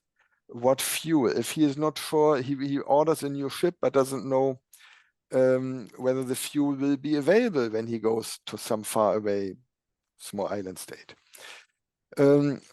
Also on the demand side, we have uncertainty, especially in the oil tanker. So if economies start prohibiting normal, like classical cars that burn diesel or other fuel and impose electric cars, for example. So the tanker owner doesn't know the demand for his cargo in 25, 30 years. Maybe he can transport other liquid cargo, but so there's a lot of uncertainty, and that is where I had the earlier picture with you. Please remember the one with the blue bars about the order book. So the order book is low, and here's what happens. The supply is not growing as much as it should be. And if we put more on the brakes, on the advances at the IMO, if we say, I need an even more comprehensive impact assessment done by the IMO, and that will take very long, and that is why I will not yet agree to some measures. So yes, we will do it, we work on it, we do it as fast as we can, but please don't wait for us. Please agree as soon as possible on technical and economic measures to avoid that the supply curve moves to the left, or demand goes to the right and the supply doesn't follow. Because as we have seen, if there's slightly not enough supply, freight rates can very quickly increase and increase more and become more volatile than by a small carbon levy. 3 opportunities. Positive spirit. Developing countries are also potential providers of alternative fuels.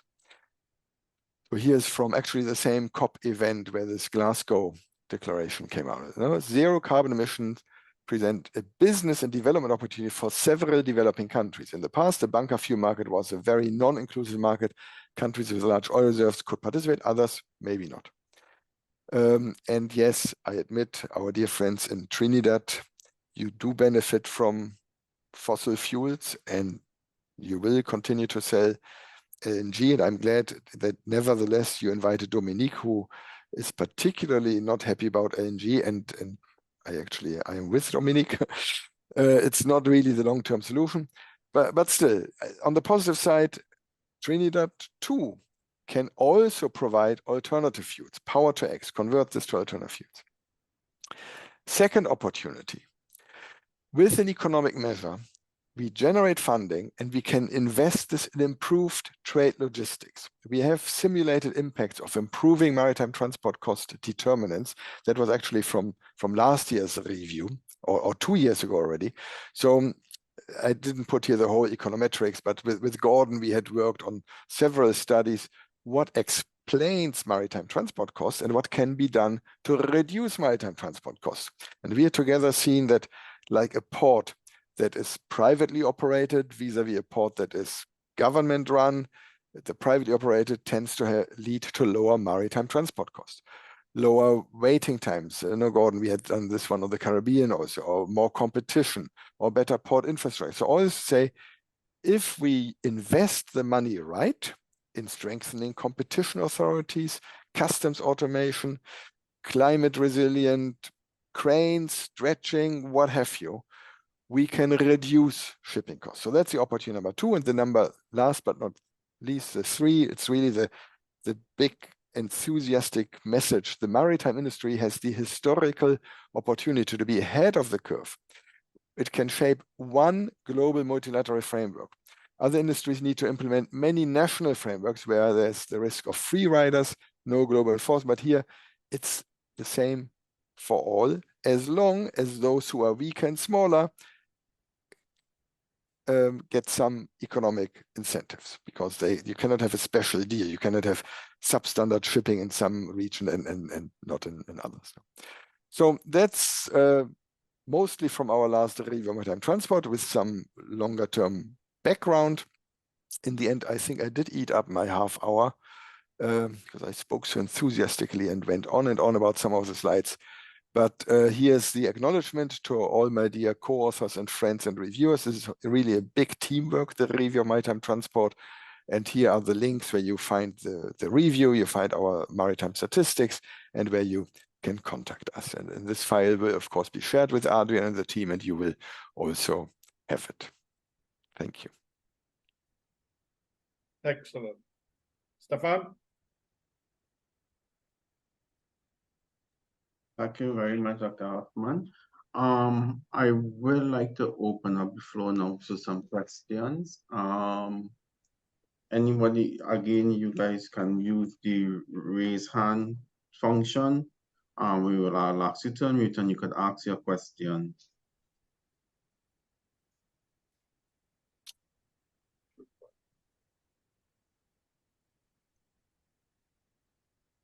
Right, Did they believe everything I told them? That's good. I mean, this issue of the economic measure, it has been very controversial. I honestly think it is no longer controversial in the substance. Of course, some people are more or less happy about it or worried. Or I see there's a hand up, but just also again to reiterate, if you do not have an economic measure, there are 2 options. Either it means, okay, I don't want to decarbonize.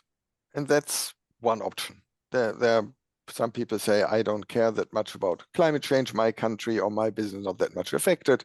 I don't want to pay more. Okay.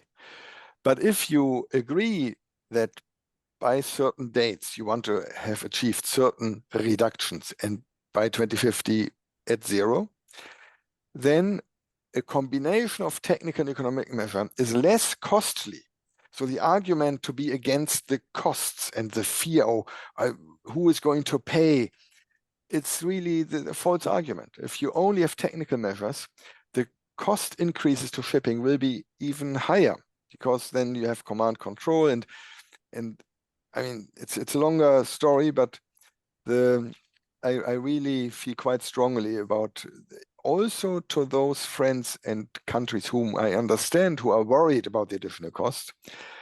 Please know that delaying and opposing the economic measure will not reduce the cost. Subject to the underlying agreement, we do want to decarbonize. Ian Wallace has his hand up. Yes, hello, good day. Yes, I'm from Trinidad and Tobago. And as a meteorologist, I noticed the drought in Panama And the fact that the Panama Canal, the water levels dropped drastically, that large ships weren't able to go through the canal. So given your graph about smaller ships contributing more emissions compared to the larger ships, how would you address that with these regards to canal levels dropping due to droughts and so on?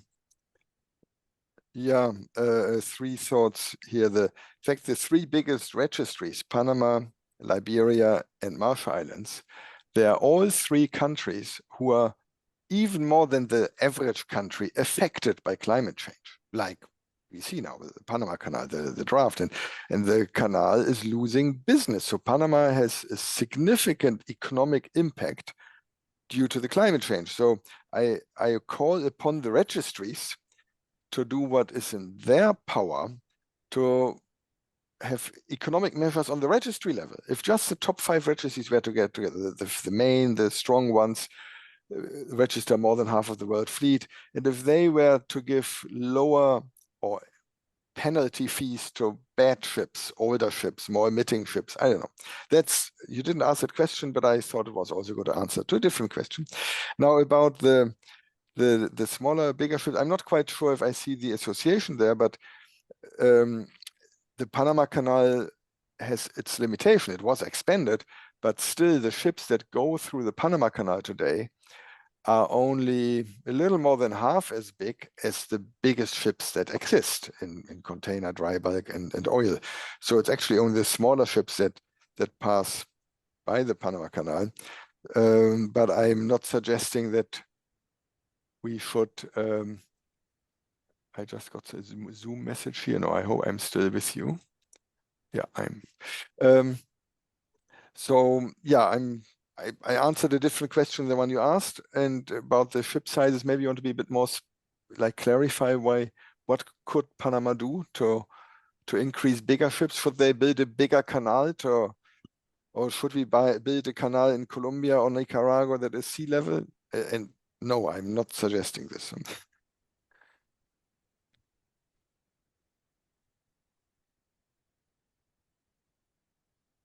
I'm not sure if Ian, I cannot hear you, but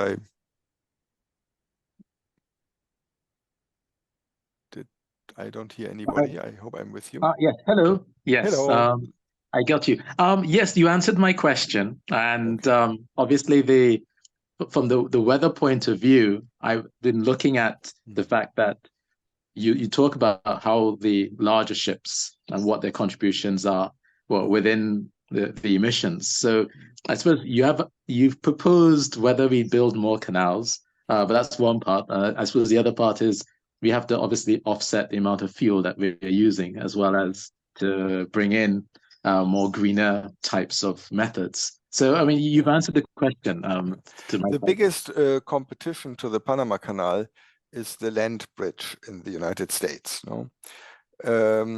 Because in terms of volume and traffic, if you want to go to the East Coast or maybe to Chicago, you either go to Los Angeles and continue by train, or you go all water up to New York. And all water up to New York emits more shipping emissions, but it emits the going by train, even though train is better than truck, but going by land, including train and truck, would be even more. There was a recent study that was promoted by some very interested parties that said going by train, going through Los Angeles instead of the Panama Canal would be fewer emission, but that was for one specific destination and lots of assumptions and was heavily criticized.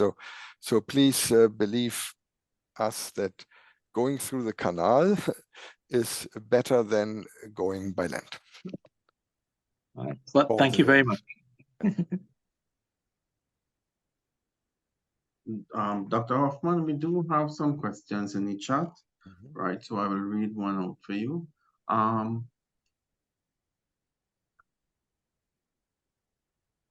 Decarbonizing is a cost issue, you say. What are the incentives for lower income, small island developing states to invest in decarbonizing their ports? Prices in the islands are already soaring. And I want to add Um, on to that, a question that I had, which is basically, anyway, go ahead, the market-based measures and how we Yeah. accelerate the uptake of technologies. But Yeah. Dr. Hoffman. Yeah, I mean, there at the beginning of these discussions, negotiations, there was some thought, oh, could we allow some countries, regions to delay their decarbonization? But I personally feel quite strongly against this. We need one multilateral system. Ships are built by one country, manned by another, owned, operated by to carry cargo. So having separate markets there is really not the long-term solution. You don't want substandard shipping in just the Pacific also. And for this reason, again, some of the SIDS have initially also expressed their concern. Oh, we already pay twice as much for our transport than the world average. That's according to UNCTAD data. So they quote UNCTAD data correctly. We calculated the average transport costs for SIDS for their import is twice the world average. And they depend more on shipping, of course. They cannot use by train or hinterland and so on. So if shipping prices go up, like they did during the supply chain crisis, that is also true. It's in response to this question. When we had the COVID crisis and container freight rates went up 5 to 7-fold, the import prices, the inflation globally went up 1.5 percentage point additional. That was UNCTAD who simulated, calculated, was confirmed. SIDS inflation went up 8%, much more. So all this to say, the concern of SIDS, of small island developing states, that they will be negatively affected by higher prices due to decarbonization, it's a very, very valid concern. But SIDS are also even more negatively affected by climate change. So they're really between a rock and a hard place. And fortunately, I really want to commend especially a number of Pacific Island SIDS who have been proactive, have had the vision, say, we cannot not decarbonize, number one. We understand we cannot ask for a special deal, but we agree, we propose, Marshall Islands, Solomon Islands proactively propose an economic measure that will help with all three things: having a multilateral solution, decarbonize, and generate funding that can then be invested in SIDS, ports, and port modernization, trade station, climate change adaptation. So I hope that went in the direction of the question's answer. And that will answer one of the that will partially answer one of the questions that I'm seeing here. How come small island developing states navigate the transition to low carbon or carbon neutral cruise ship operations, considering the inherent challenges such as limited resources, unique environmental vulnerabilities, and the crucial role of tourism in their economies? Yeah, I must confess, we at UNCTAD, we are not looking much into cruise shipping, at least not in my group. We are looking at the transport, transition of goods. There are colleagues in the trade division that look at services, tourism. We could actually connect if there's an interest. By the way, in general, I'm happy to connect on LinkedIn. I will respond to emails, maybe not today, but I will respond. So I could, on this issue of cruise and the blue economy, I have a couple of colleagues who are very enthusiastically working on other wider blue economy. So I'm happy to connect to this. But in principle, in terms of decarbonization of the fuel, the same applies. So whether you want to use ammonia on a cruise ship, I'm not so sure, because yeah, it's a bit more dangerous, a bit more smelly potentially. But yeah, in principle, the same applies. So thanks. I have a question from Emma Ferrer. Y si alguien quiere preguntarme en castellano, adelante también, ¿no? Hello. Sorry, the name my name is Tabel Bonilla. I'm 19 years old. I'm studying logistics and intermodal transport in Panama. My father works at the Panama Canal, and he told me that part of the problem that the canal is currently having is due to the expansion of the locks, because the ships that are not destined to pass through the expanded locks are paying to have them allows them to pass through there. Then a lot of water is being used filling especially the locks designed for the passage of large ships, and thus water is being wasted. What do you think about that? Sí, tu papá tiene razón. Pero ¿qué le vamos a hacer? Si es muy difícil predecir qué tipo, qué tamaño de buque lo usa. El canal tiene lo positivo de poder diferenciar en sus precios según el tamaño, según el tipo de buque, según la fiabilidad. Si tú te comprometes o realmente los de portacontenedores quieren el slot cuando lleguen, mientras que algún granelero vacío puede esperar un poco más. Así hay ciertamente un potencial del Canal de Panamá de diferenciar en definir los precios, pero es cierto que se desperdicia un poco de agua, pero yo no sé cómo lo vamos a evitar. Ahí estamos.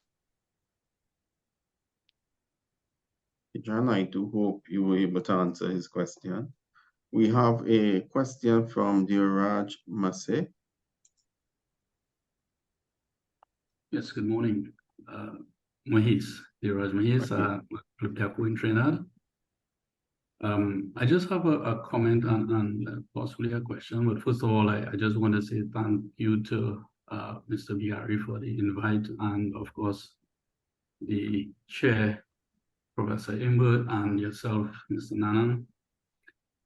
Professor Hoffman made a comment regarding the CO2 emissions in terms of present fuel, making them more, well, expensive, as you mentioned, in terms of trying to discourage, that usage. And I'm just thinking of your thoughts on the same light, encouraging manufacturers on newer fuels possibly to be less expensive, but more so we know the cost of conversion and adaptation of vessels to lower that CO2 in terms of scrubbers and so on is fairly expensive, and some sort of international lobbying or cooperation in trying to lower that cost across the board so that it can assist vessels in different ways, maybe to assist in converting or modifying, or maybe encouragement to use the newer fuels that are available. I think these measures may possibly assist in getting more cooperation in going that way. Yeah. Thank you. Yeah, I guess you are thinking about, in a way, some cross-subsidy or development aid. And this is, of course, also part of the package that is behind those who propose economic measures, no? And Dominique has some really very valuable, good thoughts, which he will share with us after the coffee break. And we are already 15 minutes late, eating into your coffee break, about how funds could be used to, in which countries, which sectors, inside the sector, outside the sector. So I guess some of this will be answered by Dominique. And I would suggest, I see there are a few other interesting questions. Paul Kent, good to see you. And Thanos is there, lots of friends, Angel, yeah. But I would need to move on. I will continue the discussion later on with Gordon, but I think we should give the floor now to the next speaker, if you don't mind. Hoffman, I thank hate you to very be- much. I And there are a number of questions within the chat that I will encourage the presenters to address also, right? So this is very good to see active participation among the participants of the webinar. So what we will do in light of time, we do need to take the coffee break. I mean, we need to give the translator a bit of a break on the other side also. But Mr. Bihari, I think we could we reduce the coffee break to 10 minutes this morning? So it's 11 a.m. 10 11 minutes a.m. is fine. I So assume they're boiling their water in the meantime. All right, so let's take a 10 minutes break and we will return with the other presentations and the panel discussion this morning. Thank you. Very good. Thank you, Stefan. Hi, guys. Welcome back to our attendees, those who are in attendance. I'm seeing we're numbering 169, and we probably have even more attendance as we progress towards the final presentation with Dominique Inglet, as well as the panel discussion under the astute moderation of my good friend, Gordon Wilmsmeyer. Let me introduce Dominique.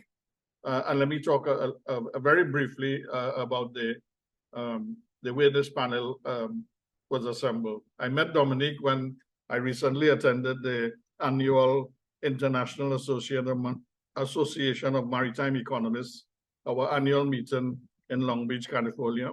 He delivered a very passionate presentation at that conference, and he was a member of a panel discussion that was put on by the World Bank Group subsequently during the conference. So I invited him to deliver what was originally intended as a guest lecture.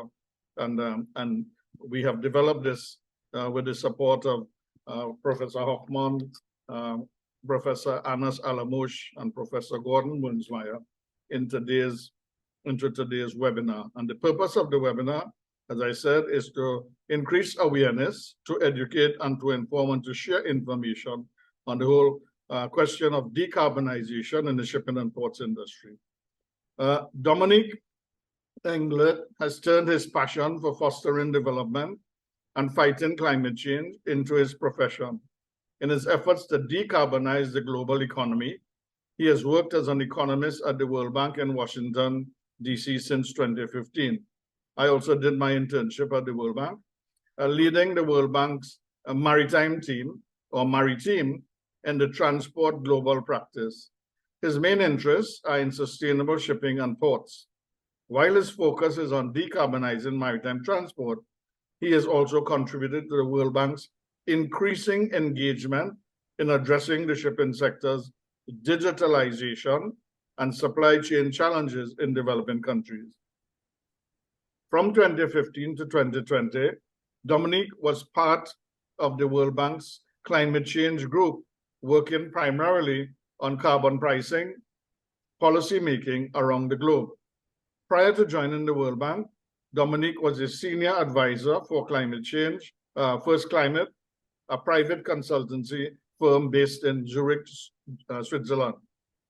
He oversaw the carbon compliance management for large industrials.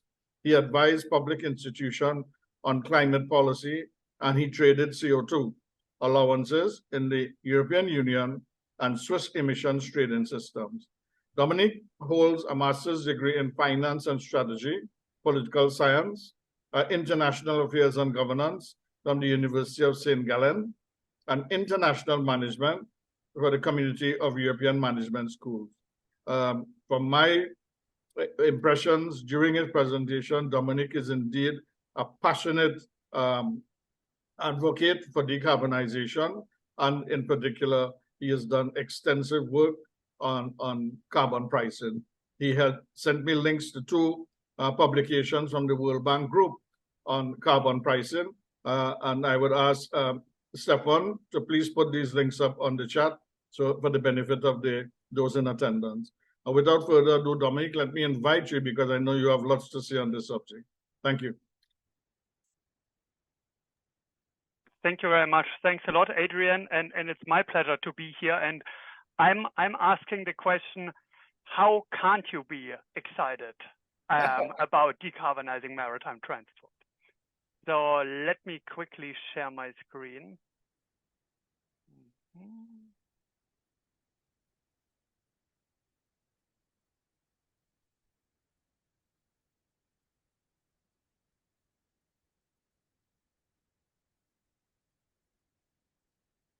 All right, there we are. Let me take on a ride. Today, as Adrian has already introduced, I would like to talk about carbon pricing in international shipping. I'm also going to go a little bit here and there, touching on other topics, the fuel topic and so on, but I'm mostly going to build on what Jan has already alluded to in terms of why we need a carbon price and how it could look like. So the idea is really how to put a carbon price on shipping emissions and how to enable an effective and equitable energy transition in shipping. Once I'm done, I hope that you can take these three key messages with you. The first, that really carbon pricing is expected to be a key policy to decarbonize maritime transport. Second, that it can not only reduce greenhouse gas emissions cost effectively, but also raise helpful revenues, which can enable further action. And ultimately, that the strategic use of carbon revenues can address both climate and equity considerations. I'm going to go into the details now what I mean about all of these key messages. That's the journey that I would like to take you on. It's the what, why, and how journey. So what you need to know about carbon pricing in the IMO greenhouse gas strategy, why it is important to think about the strategic use of the carbon revenues, and how you could imagine a potential revenue distribution framework moving forward. Let's start with the what.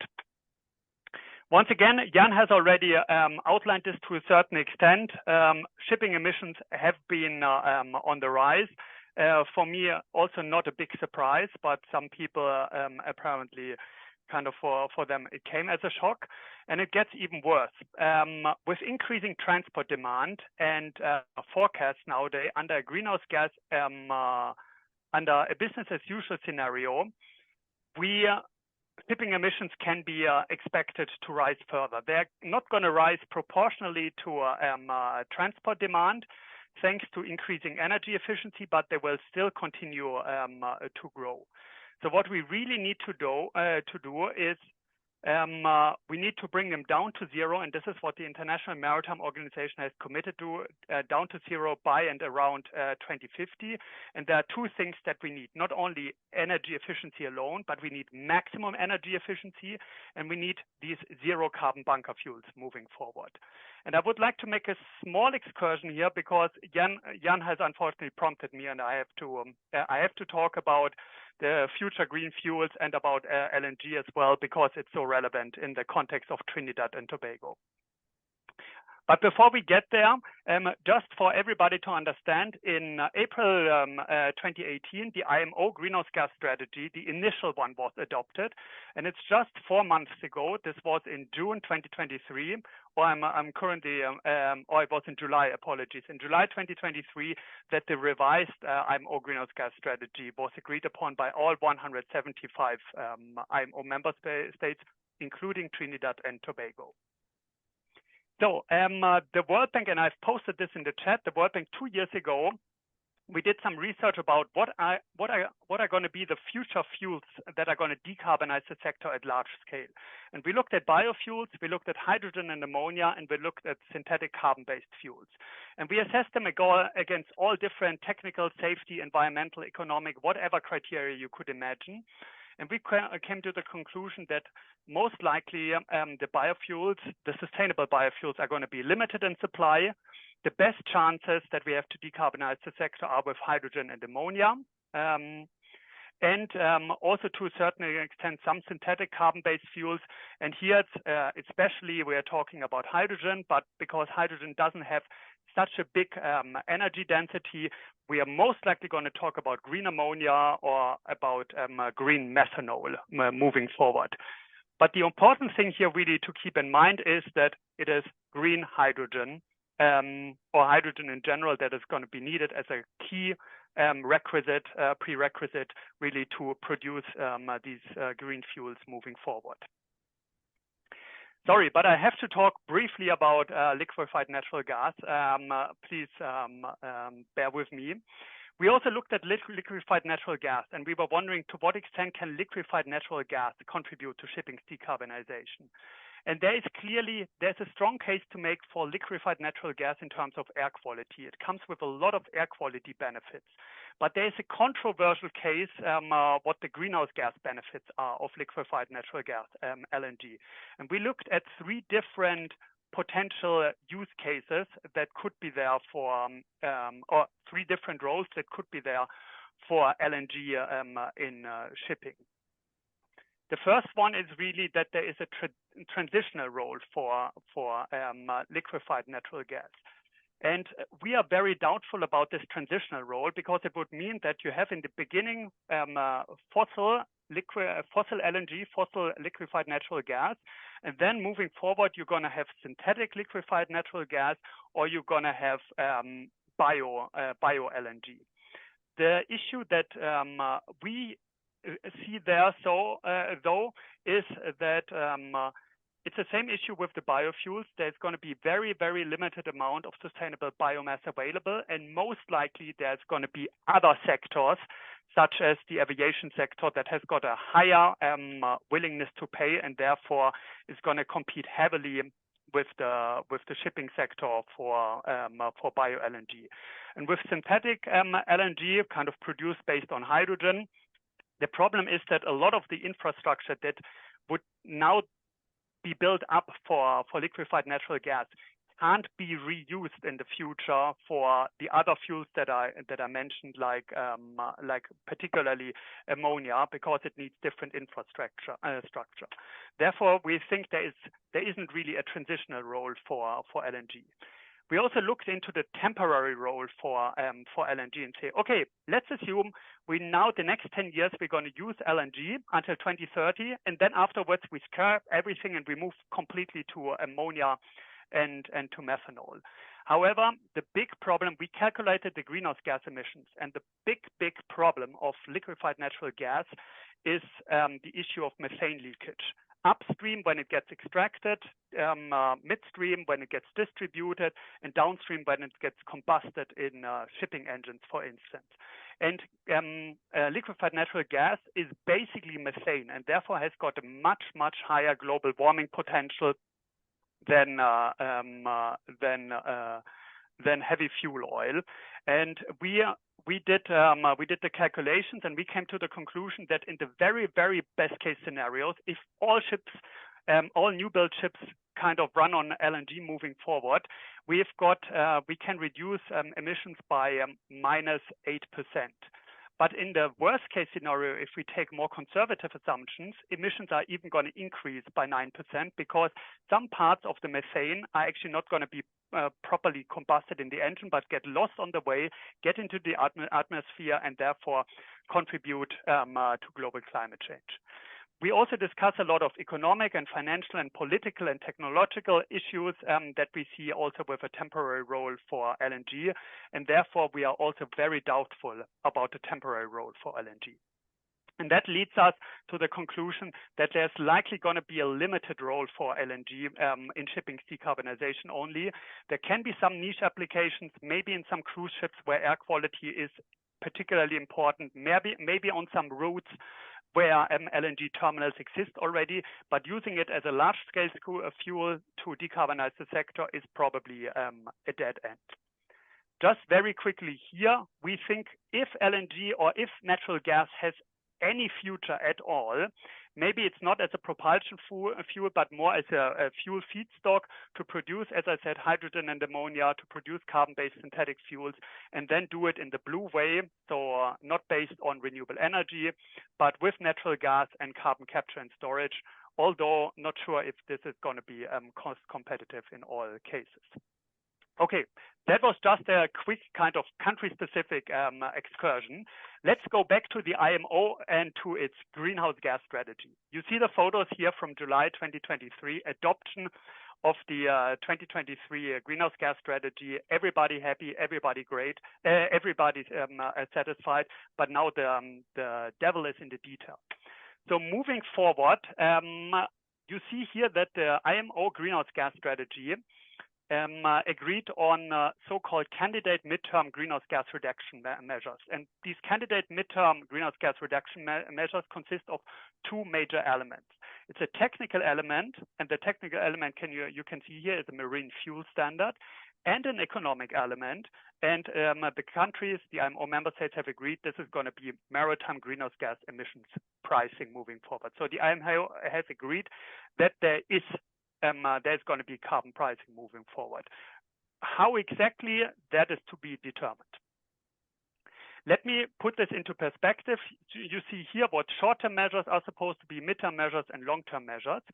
And when we talk about the midterm measures, we at the World Bank, we focus in particular about a very, very interesting aspect or unique feature that only carbon pricing or greenhouse gas emissions pricing, there are different synonyms for this, offer. And this is they can raise revenues. So, for example, the marine fuel standard that I told you about, that is now the technical element, this is not gonna raise revenues. However, some maritime greenhouse gas emissions pricing options, for example, a carbon levy or a cap and trade system without free allocation of allowances, they can use the revenue, can raise revenues, and these revenues can be used for specific purposes that are very, very important in the context of the IMO. One major issue what carbon pricing wants to achieve, or the key objective, is basically it wants to close the competitiveness gap between low sulfur heavy fuel oil here, the black line, and the future fuels, ammonia or methanol, that are going to be more expensive. The current estimates are, and these are conservative estimates, maybe the picture looks a little bit rosier than this one, but I wanted to be very conservative here, is the current estimates are that ammonia is about 6 times more expensive, or in this case, green ammonia than heavy fuel oil, and methanol about 10 times more expensive. This is very conservative. Most likely it's going to be less, but I wanted to give you the conservative picture. But these fuels, the costs are also going to go down over time. And the important thing to understand here is really that a carbon price basically moves, and this is what Jan Hoffmann had already explained, moves this black line here further up, and therefore decreases the cost gap, the competitiveness gap between the fuels that we're going to need and the fuels that are currently being used in the sector. The other interesting thing, and this is what I had alluded to, is really that the strategy, so that carbon pricing, basically when ships pay for their greenhouse gas emissions, for example, $100 per ton of each ton of CO2 that they burn, then this raises revenues. Suddenly money becomes available. And our estimates are, they're based on modeling by the Maersk Mc-Kinney Møller Center and based on modeling by University Maritime Advisory Services, is that we can probably expect $1 to $3.7 trillion from now until 2050, and about annually, it should be billion here, apologies for that, $40 to $60 billion every single year. That is a lot of money, and a lot of money with which you can do a lot of important things, and a lot of money that will also be needed, as I showed to you here. So $1 to $3.7 trillion. When you look at how much money is likely going to be needed to decarbonize shipping, and this only includes the ship costs and the infrastructure on land to produce ammonia in this case, and hydrogen and so on. It doesn't even include the renewable energy input yet. Then we are here somehow in the range of 1.4 to $1.9 trillion that are going to be needed really to build all the infrastructure that is needed, that is required to decarbonize the shipping sector. So additional money to finance all this is very, very welcome. Okay, that's my first part. What to know about carbon pricing in the IMO greenhouse gas strategy. Let me now get to my second part. Why is it really important to think about a strategic use of carbon revenues? And I think I've given some cues to you already. Jan has also explained this already. many developing countries, and especially small island developing states, they suffer from what I would call double hardship. They have very often got a higher climate vulnerability, so the climate crisis is even more acute in their context. But at the same time, they also suffer from the highest transport costs around the world. And this double hardship also gets reflected into when you think about what are the two main goals that the IMO wants to pursue or wants to take into account while developing a carbon pricing mechanism. The first thing is obviously maximizing climate outcomes. Maybe not only there's the principle of the highest possible ambition, so not only in shipping, but all around the world. Kind of in the end, it doesn't matter where we decrease the greenhouse gas emissions. We just want to maximize really the climate outcomes, both in mitigation in terms of adaptation with every policy that we introduce or every dollar that we spend. But at the same time, and that is particularly important to the IMO, we want to support an equitable transition. We want to make sure that those countries that struggle more with climate change or struggle more with shipping's decarbonization get some kind of support and are being helped to achieve the energy transition so that no country ultimately is left behind. How can this be achieved? So basically, you've got, when you think about the importance of an equitable transition, you have to think about two main options how you can basically achieve equity. You could either think about exemptions or about the strategic use of carbon revenues. Exemptions would work that way.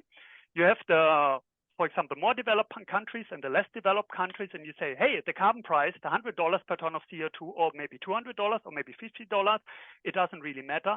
That price only gets applied to the more developed countries. It doesn't get applied to the less developed countries because they struggle more with the energy transition, they have higher transport costs, and so on and so on. It's theoretically a nice idea, but this is going to be the outcome. This is what shipping companies are going to do. Shipping companies are going to take all their new, efficient, modern, safest, and so on ships, and they're going to route them to the more developed countries. They're going to send all their old, less safe, less efficient, less modern, and so on, more polluting ships. They're going to send them to those countries, in this case, the less developed countries where the carbon price is not applied. This is going to create a two-tiered market that I think is not in the interest of anybody, because just to take the example of the Pacific small island developing states, they nowadays have already kind of the oldest and the kind of, pardon my English, but crappiest ships in the world.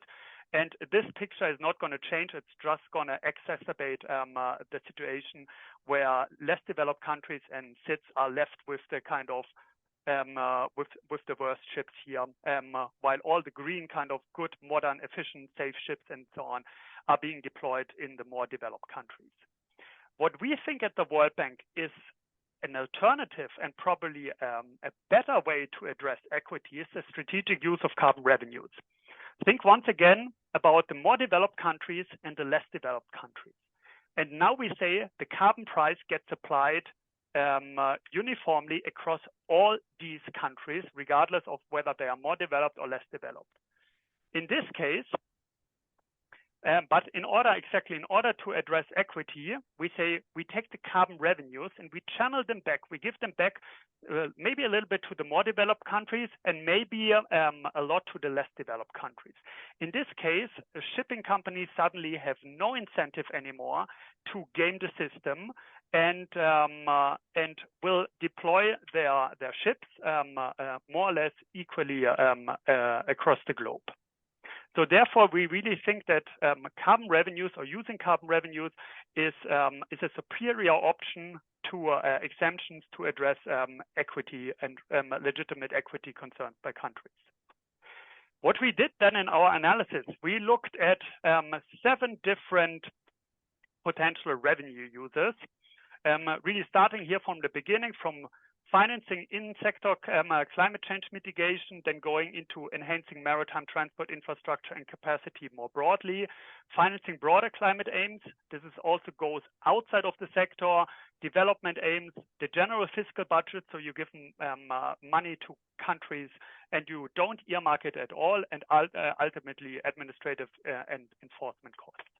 The important thing here to understand is that these three here would be, the money would be used, would be given back to the sector, to the shipping sector, and the other ones are rather out of sector users.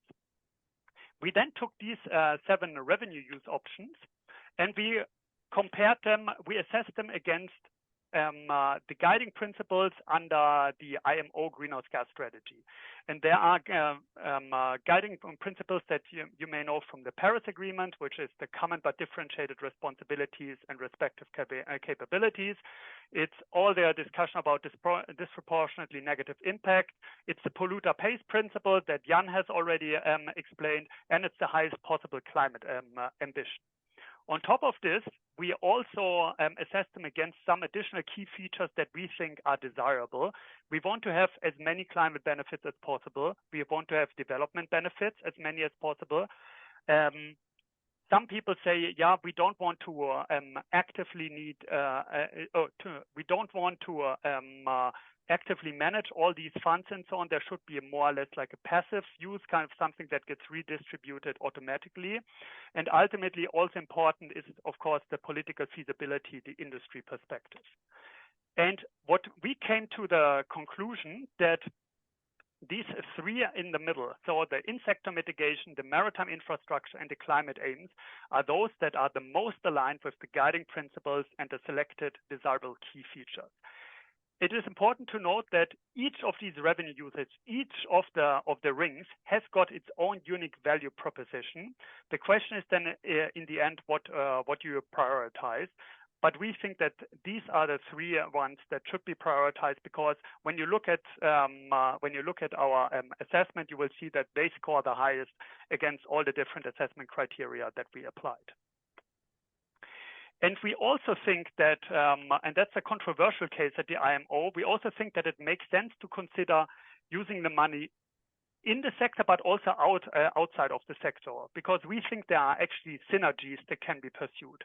For example, if you use it within the sector, and you, for example, you develop zero carbon vessels and zero carbon bunker fuel supply. I'm just thinking about in Trinidad and Tobago, this would be green methanol production, for example, in Trinidad and Tobago, that could be financed.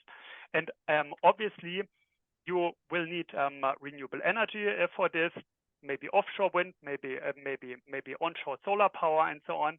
And ultimately, when you develop this, you can create a win-win situation where the country does not only kind of decarbonize its maritime sector, but also decarbonizes its wider grid or the power sector more broadly.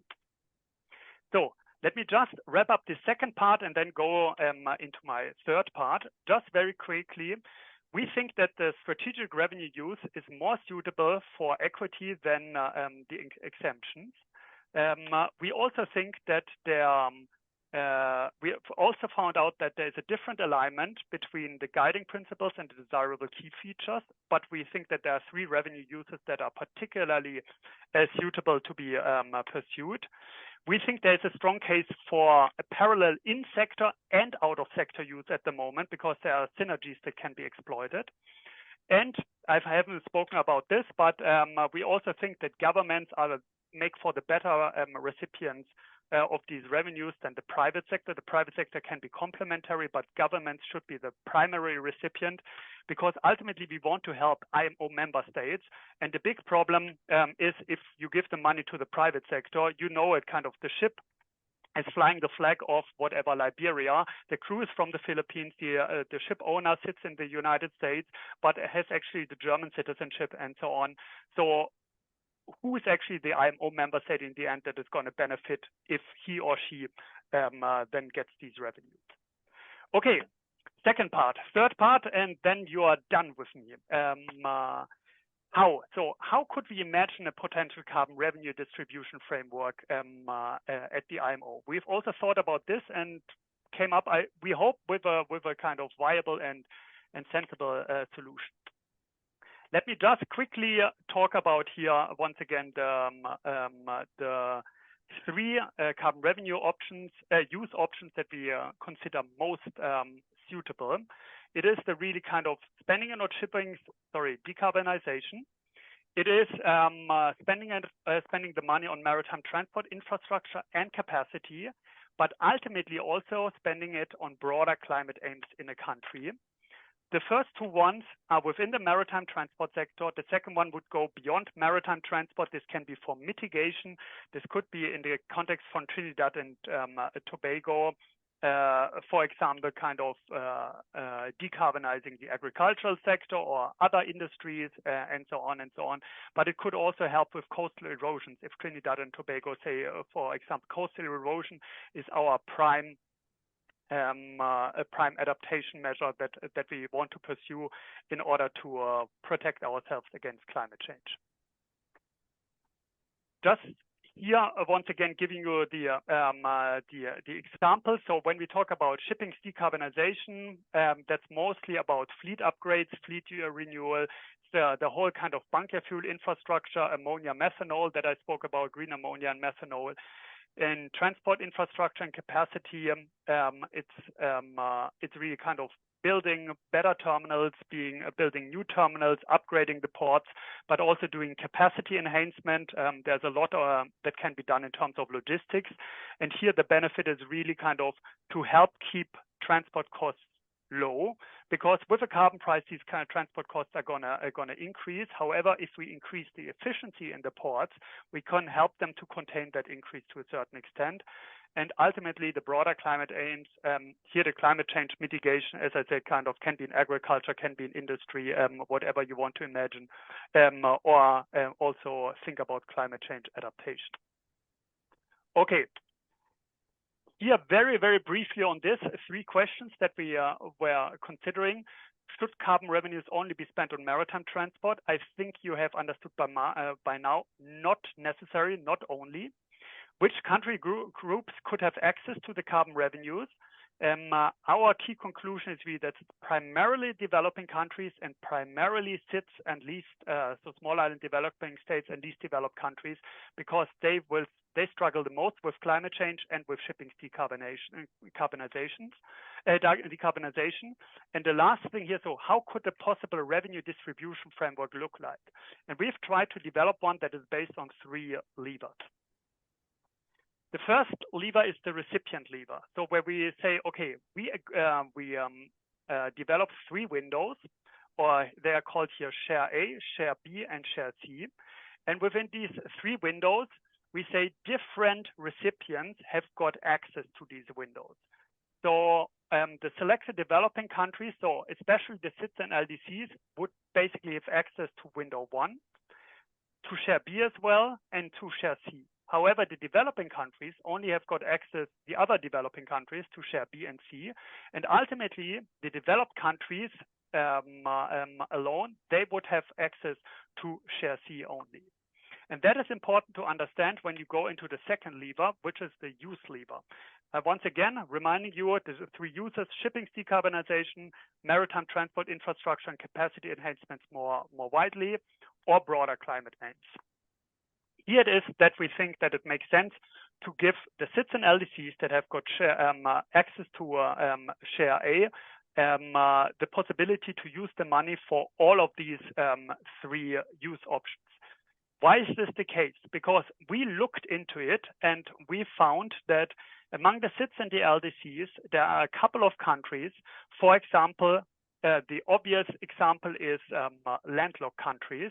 If you restrict the revenue use to shipping decarbonization or to maritime transport infrastructure and capacity, what are the landlocked countries going to do with the money? They have no shipping, they have no maritime transport infrastructure and capacity, but they also suffer from the increasing costs in shipping due to a carbon price. So they should be allowed to spend it on broader climate aims as well.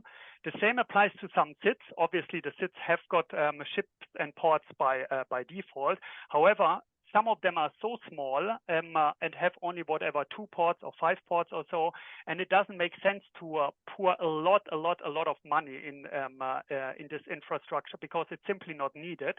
However, they would need the money for whatever mangroves or any other, as I said, agricultural activities much more often.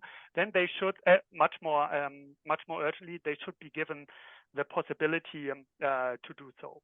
Under Share B, if the countries can show that they actually kind of cannot spend it on shipping's decarbonization alone, that should also be opened. But under Share C, where developed countries alone, it's the only share that the developed countries have got access to, this should be really restricted to shipping's decarbonization, because this is the prime goal of the IMO that they want to achieve. And ultimately, there's a third lever where we also would like to introduce some differentiation. So here's about the financing terms lever, where you can make the financing terms either relatively relaxed or relatively stringent. Relatively stringent would be, for instance, that you give loans, kind of maybe, and the loans need to be paid back and so on, and maybe depending on the interest rate, but ultimately the fund that is going to distribute these revenues is going to get the money back from the countries. Relaxed would be really grants, where you say kind of, hey, if a SID or an LDC applies for that money and wants to get that money, they get that money for free to, for example, spend it on these 3 options that I've outlined. That is the framework that we have suggested, put forward at the IMO already. There are currently being many discussions, what can be fine-tuned, what can be tweaked, what may need to be changed. But we think that this is the first blueprint, the first idea, a proposal really that serves as a very good basis for discussion. And we are looking forward to continuing our contributions to making carbon pricing in shipping and making an equitable and effective energy transition in the sector a reality. Once again, the key messages, I hope that you take away that carbon pricing is going to come. It's going to be a key policy to decarbonize maritime transport. I hope that you have understood that it does not only reduce greenhouse gases cost effectively by closing the competitiveness gap, but also the fact that it raises revenues, enables further action. And ultimately, we think that a framework can be designed that addresses both climate and equity considerations, the 2 main goals, equally, and therefore kind of benefits all this kind of these objectives that we actually want to achieve. Thank you so much, and I hope that I've stayed more or less in time. Now, more or less, Jan, the blame is all on you.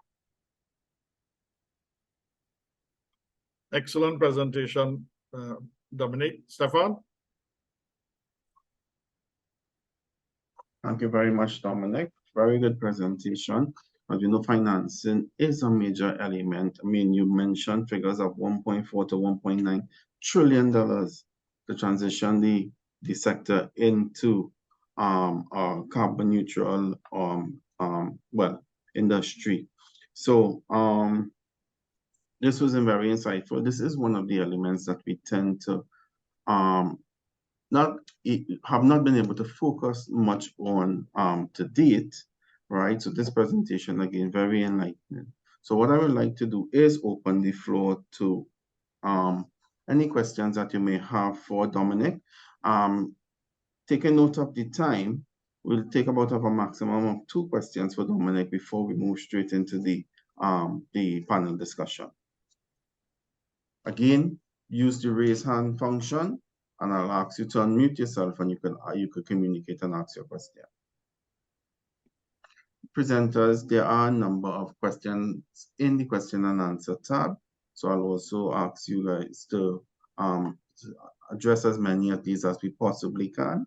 Depending on how many are left after, we will ask the participants to either email us or contact you guys directly with the questions that they may have. Any questions for Dominic?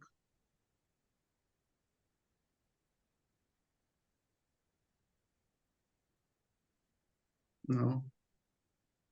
Dominic, well, I suppose you explained that, and it is quite. I think I've shocked everybody, and Yeah. and everybody has gone to their psychologist now, kind of to talk it through. You did an Okay. excellent job, Dominic. I must commend you for breaking it down into manageable sections. So a job well done. Stefan, can I go on to introduce Sure. our moderator? Okay.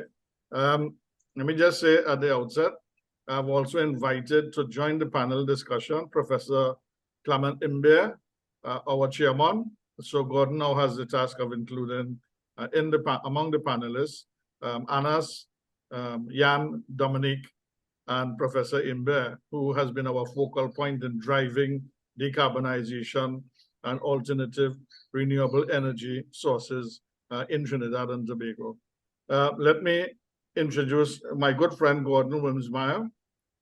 Gordon is the director of the Hapag-Lloyd Center for Shipping and Global Logistics, CSGL, at the Kuna Logistics University, KLU, which I myself visited in 2016. I think it was in Hamburg, Germany, during the IAME meeting in that year. At the same time, he holds the Kuna Professorial Chair in Logistics at the School of Management at La Universidad de los Andes, Bogota, Colombia. Since October 2020, he has been working with the Vice Presidency for Research and Creation at La Universidad de los Andes from the 10th month of 2020 to 8th, 2022. As the director of the Project Development Office, and since the 10th month of 2022, he is the strategic coordinator of the interdisciplinary research centers of the Vice Presidency. Gordon is the honorary professor of maritime geography at the University of Applied Sciences in Bremen in Germany. And from 2011 to 2017, he has worked as economic affairs officer in the Infrastructure Services Unit at the United Nations Economic Commission for Latin America and the Caribbean, UN-ECLAC, in Chile. Previously, he worked at Edinburgh Napier University's Transport Research Institute, TRI, in Scotland from 2007 to 2011. And as a consultant for UN-ECLAC, for UNCTAD, for UN-OHR LLS, the World Bank, Adelphi Research, JICA, IDB, CAF, and OS. Gordon received his PhD in geography from the University of Osnabrück and graduated as a geographer from the Technische Universität Dresden, Germany. Gordon's research focuses on maritime transport geography and economics, port economics, and inland shipping issues. Recent projects focus on port governance, sustainable port development, energy transition, competition in liner shipping services, digitalization and technology in supply chains, as well as nautical electromobility. He has a research group, and they're working on his 2023 project, inaugurated the first battery electric school boat on the Pacific coast of Colombia, so electrification of vessels. He has published over 100 book chapters, journal papers, institutional publications, and working papers. His recent books include Geographies of Maritime Transport and Maritime Mobilities. In 2022, his work on climate change adaptation was cited in the IPCC report. He is also the leader of the Global Port Performance Research Network, the PPRN, of which I'm a member, and a council member of the International Association of Maritime Economists, of which I'm also a member, and he's a member of the WCTRS Special Interest Group on intermodal freight. And he is an associate member of Port Economics. Since 2020, his research group is part of the IDB's University Network on Energy Hub for Latin America and the Caribbean. Gordon has a number of links to his various publications, which I have asked Stefan to put into the chat so that those in attendance can easily access his publications. Now, you may recall I mentioned that my relationship with Jan Hoffman goes back over 30 years.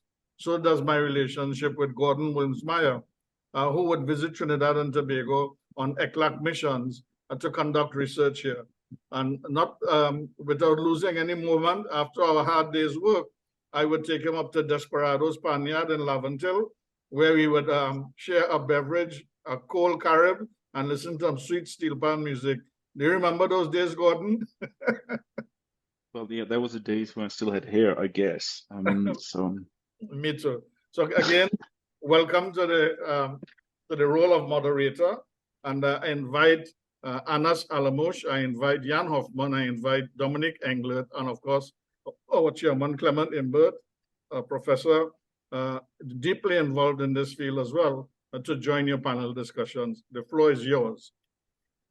Adrian, thank you very much. Really pleasure to be here. And I think we heard very interesting and also challenging presentations this morning. And I think one message that came very clear to me is the message, I think, but from all of us, we cannot continue what we have done in the past. So how do we take a more radical approach to what we're doing? And somehow several mentioned that we have been losing and wasting a lot of time in taking important decisions to get on the right pathway that we knew for a long time that existed. But the question is, how do we really get into that pathway? And so the first question, really, I would like to kind of bring the discussion together again, is on this. We have also a world that is divided, and with a lot of geopolitical challenges in recent times. So it's not that we are all moving in the same direction or at the same speed. So a question to the four panelists a little bit. How would you see, or which roles did you particularly see for emerging economies? And on the other hand, what other roles did you see where industrial economies should move towards really supporting this decarbonization? Because, I mean, also when we look at Jan's list of who are the flag states, who are the countries suffering, you mentioned that, Jan, you had some examples of that, but the question is, we really need to change also how these decisions are being taken and how countries can bring that into action. So what would be concrete ideas to probably change the role and activities and relationships in these two ways? I don't know who would like to dare to start.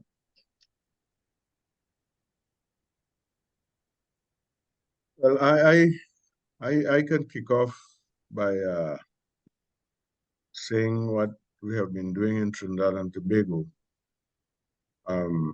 First of all, there's currently a program that should start to bear fruit in the first or second quarter of next year, whereby the government and some private energy companies are establishing a solar farm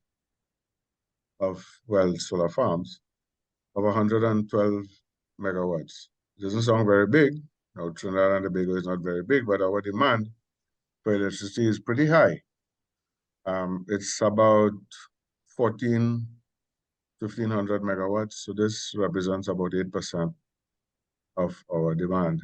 Trinidad and Tobago is aiming to have 30% of its energy by renewable methods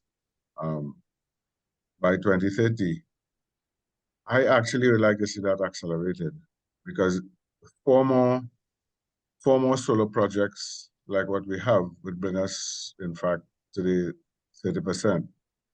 And I think this question of 2050 carbon zero has really, that timeline has to be reduced because of what we have been seeing in the last 2 years, particularly. Too much rain in some areas, no rain in some areas. The whole change of the weather patterns and so on. And of course, this year, the extreme heat that has been experienced all over the world. In Trinidad and Tobago, I see men using umbrellas. I never saw men using umbrellas in the streets before. but I have been seeing it recently. So that is what is happening at the moment in terms of renewables. I think we have to ramp it up, as I say. The second major project, major in our context in terms of size, is a project again funded by the government and by oil companies in carbon capture and storage. There has been a project that has been going on for the last 18 months or so, and it's going quite well, and the government and the companies have decided to extend it to looking at now the carbon capture. Some studies have been done. The baseline studies have been done as to which areas we have to capture carbon, and some plants in Trinidad and Tobago, as you know, Trinidad and Tobago is relatively heavily industrialized for its size and developing status. Some companies have started to capture the carbon. The issue now is where do we put it? So there is an extension of the study now to see some of the oil wells, the land-based oil wells. We had a number of land-based oil wells. We do have a number of land-based oil wells. Most have been capped in Trinidad. So that the reservoir engineering and the wirelining and the data is being collected to see how we can use the carbon to store it in some of these wells. Also use it for some enhanced oil recovery and so on. So from the point of view of, as I say, from our size and so on, Trinidad and Tobago is doing quite a lot. And we need to, because of our heavy industrialization for such a small country, we are very high up per capita in terms of emissions, very high up per capita. So although in absolute terms, we are not contributing a large amount to the global emissions per capita, we are. So we owe it to the green agenda to do as much as we can in those both areas. Because I think carbon capture will have to, in the interim, will have to, and I'll say what I mean by the interim, will have to play a very important part in the decarbonization. Okay, thank you, Clement. We would like to give time to us. Dominic, I see your hand as well. Yeah, no, thank you so much. Good question. Unfortunately, I don't have the silver bullet either, but I would like to try to break it down a little bit. If we think about what can different countries do and what can we do for them, and if we think about the highly developed, high-income countries and so on, if we think about the emerging economies, developing countries somewhere in between, and then often the least developed countries and many small island developing states as a third group, I think for the developed countries, I mean, it is first important, and I think we are there by now, that at the International Maritime Organization, that they accept and that they foster and that they support a policy that includes equity and that really incorporates this idea that we have to support the rest of the world in decarbonizing shipping. And that also means financial support. But I really think that we are there now and that this is moving forward. Then they also have to, and it's in their own interest, they have to work with the emerging economies, and they are doing this already because they know they don't know now already. Maybe the United States have got enough resource potential. Maybe other major countries, Canada, for example, has also enough renewable energy potential. But a lot of countries around the world, in Europe, Japan, and Korea, they know already that they will be dependent on energy imports, green energy imports from emerging economies. And a lot of these emerging, and therefore work with them and really kind of offer offtake agreements, provide incentives really to make investments in these countries, because ultimately they will benefit from this and get the green energy that they urgently need to decarbonize their industry. And then ultimately it's also leading by example. really all that is your own kind of public shipping, be it the Coast Guard, be it kind of whatever tugboats that you own yourself or anything like this. I mean, really lead by example and make sure that these run on the green fuels moving forward. Just very quickly, and this also answers some of the questions asked in the Q&A. What do emerging economies, some developing countries? I would say really look into this as it's a challenge, but it's also a big opportunity. And the World Bank in Latin, I'm just giving the Latin American example now. We've received requests from Colombia, from Panama, from Brazil, Chile. These are all countries with whom we work already on exploiting, leveraging, and taking advantage of their green fuel production potential. They've got great resources. They often have got great shipping locations, and therefore it really makes sense for these governments to reach out to the World Bank and ask for support. I've seen there's one question regarding Peru. Why haven't we worked on Peru yet? We haven't received a request to work on Peru yet. So as soon as Peru reaches out to us and say, hey, we wanna look into our potential, can we do something? The same for Trinidad and Tobago. Let the World Bank know, and then the World Bank needs to act and needs to see how we can support. And now the third group, and then I'm over. For least developed countries and small island developing states, yes, not all of them will kind of have major business opportunities and development opportunities there. Some of them are too small. Some of them struggling with many other issues.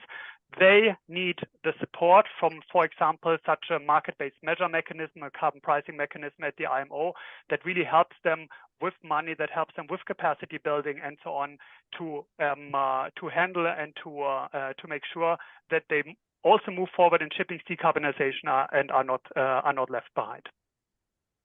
Thanks, Dominic. Jan, now you're reacting, so that's good. No. Good. Thank you, Professor Wilmsma. Allow me to share 2 slides.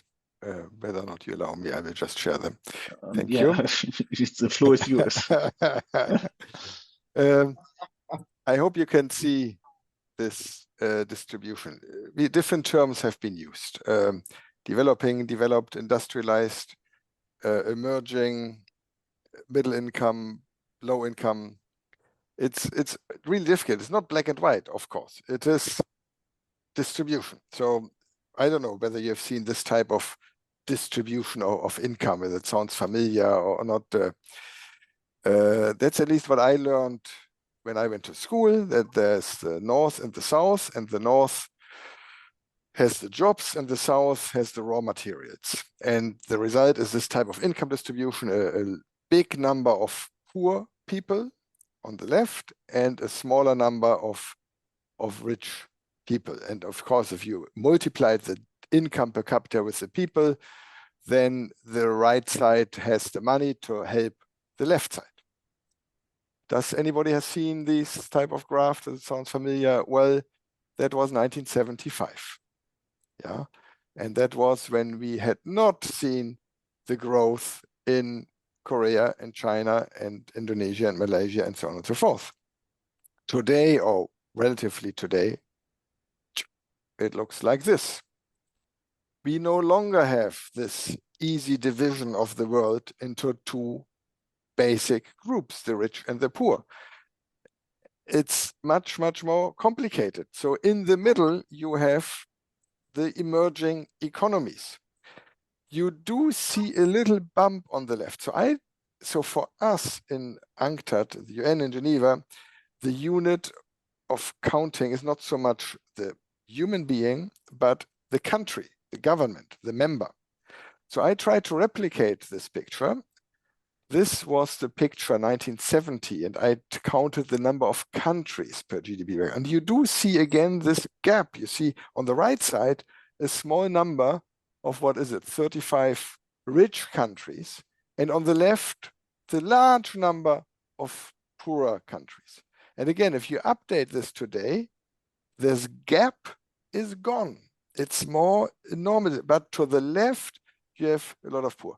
So this is not to give an answer to Gordon's question, it's to make our life more complicated and say it's no longer that easy that the rich help the poor, but there are some that are really very poor on the left, and there has been progress. I'm there with Gapminder or Steven Pinker or Bill Gates. I'm optimistic things have improved, which is why now also a lot of these so-called emerging economies are ready to pay for the CO2 they're emitting, but there are still some very poor, very small countries that need support.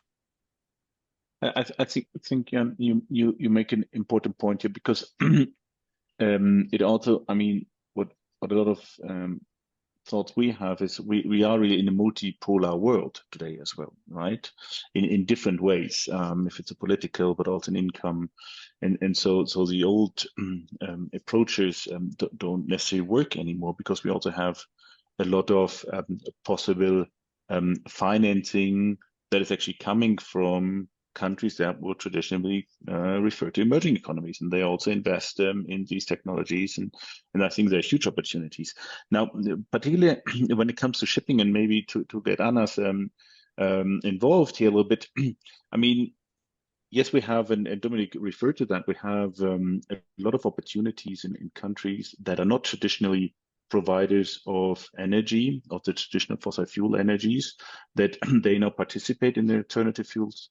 Now, Anas, what would you propose if we would argue that Trinidad and Tobago and Peru are the bunkering hubs of the world, and we will reduce Rotterdam to a small local national provider in terms of bunkering? So how do we manage that? What would be the reaction in Rotterdam? How do we get Rotterdam to maybe support bunkering infrastructure that will really help or take place in these countries that were traditionally not part of this? Thank you very much, Professor. I believe we as developing countries, we did a recent study about all the memorandums for the green shipping corridors, which engage the bunkering of future alternative fuels, the ammonia or electric fuels, etc. And we found out that most of those memorandums are, yes, they are not yet operational, but they prepare for the future bunkering of alternative fuels. Most of them done in emerging economies and developed countries. And here is the chance for us in developing countries, particularly Trinidad and Tobago or other countries, to engage in the green shipping corridors, and by establishing memorandums with other countries, other ports, to engage in the production of alternative fuels. By starting this, we get far away from the chicken and egg things and start doing something for the industry, and doing the what is required, learning from ports advancing in this, such as Rotterdam, etc. That's my point of view, is that we start by at least doing the memorandums, start planning and engaging in that business as by itself is a start. Mm-hmm.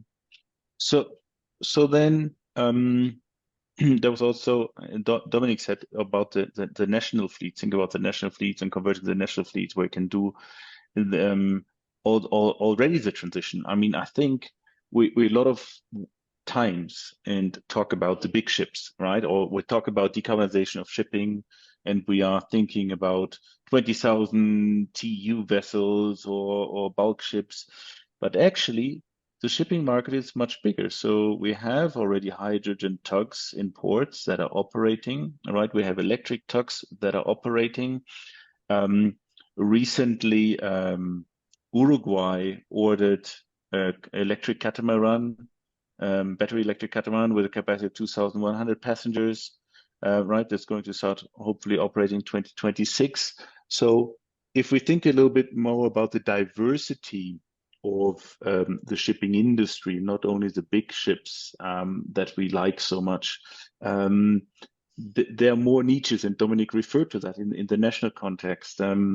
So where are these low-hanging fruits maybe on the more national or local shipping?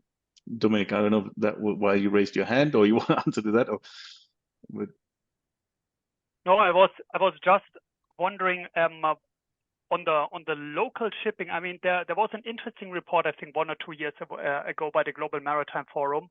It's called Closing the Gap report, and they were investigating what kind of ship types are most likely going to contribute the most to the IMO has got 5% green fuels, striving for 10% by 2030 target.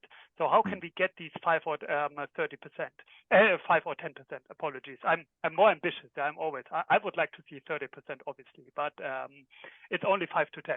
Okay. So what are these ship types? It is very, very easy. It is already ammonia carriers, and maybe to a certain extent also methanol carriers, because like LNG, for them it's the easiest to just burn their cargo as well. They carry the substance, they carry the fuel anyways. The second one are container ships. The container ships, because it is much easier. I'll just give an example. It's much easier to pass through the additional cost of an iPhone or a laptop or fancy clothing or whatever, jeans that goes, for example, to the United States, to pass this through to the end consumer, then pass it through on a bag of rice or so, where these kind of staple food, small increases in transport costs are going to already have a much bigger, make a much bigger difference in the end consumer price. And the third thing is the public fleet, but I would like to caveat this a little bit, especially in the developed countries. I don't want to say that we don't need to do this in the developing countries too, but if the developed countries that really want to drive this and want to lead by example, this is what we call public procurement, green public procurement. This is really where they can make a difference and where they can basically show the proof of concept and say like, hey, the tugboats, the pilot boats and so on that run on hydrogen, that are electrified, so on, they work in the port of Rotterdam or in the port of Hamburg or in the port of Southampton or it doesn't matter, Le Havre and so on. And that is something that can then be replicated more easily across the world. So it's these 3 ship types. As I said, ammonia, methanol carriers, container ships, and then ultimately anything that is the public fleet, primarily in the developed countries. Yeah, I mean, we have a great example actually. If you think about if we go to Norway, most of the ferries are electrified, right? Yeah. So and this has actually also been a huge possibility for new industrial development. It's not only thinking about decarbonization, but it's also opening new markets and new possibilities. So I think there is a huge opportunity, particularly in this more local shipping industry or inland shipping as well. We've seen significant changes already in some parts. And we are always talking about greenhouse gas emissions here only, but ultimately this decarbonization process is also going to come with air quality benefits, and that's obviously something that for many cities is particularly important because so many people basically live along the coastline and are exposed to currently sulfur emission, nitrogen oxides, and all the other air pollutants. Yeah, I mean the good example in this what you say is Bangkok. Right, the passenger transport, also ferries within the local system, they have started to electrify these, and this was emerging actually from the air quality conditions within Bangkok. That was a basic driver behind that, and so I think we have very good reasons also to look at those vessels. Jan, any comment on this on the local shipping? Yeah. Not so much the local, but again, you mentioned the sits, something we have not discussed, although Trinidad and Tobago also sits. We are particularly concerned about the Pacific sits, who are particularly far away, and it's even more difficult for them to connect to the new and alternative fuels. And we don't have a solution there. It just shows again, it's not just black and white and being part of it or not. Well, then it is maybe black and white, because the alternative fuels as Dominique, you showed the charts and it was conservative, but whatever you take, they are 2 to 4 times less energy dense. Yeah, so you need to transport 2 to 4 times more volume in your tank on the ship to transport the same energy. Already today, you go to Kiribati or far away Pitcairn Islands, whatever, you already have to carry your own fuel most of the time. And if you're lucky, some of the islands, they provide bunkering for the return fuel. Now in future, they have to provide not one fuel, but 2, 3, maybe 4 fuels. These are 2 to 4 times more voluminous. And there is a real danger that more islands than in the past will simply not be included in the network. They will simply be skipped. No? So apart from this, which I should have said this earlier, when I showed this graph, the supply curve, yes, there will be slight increase and so on.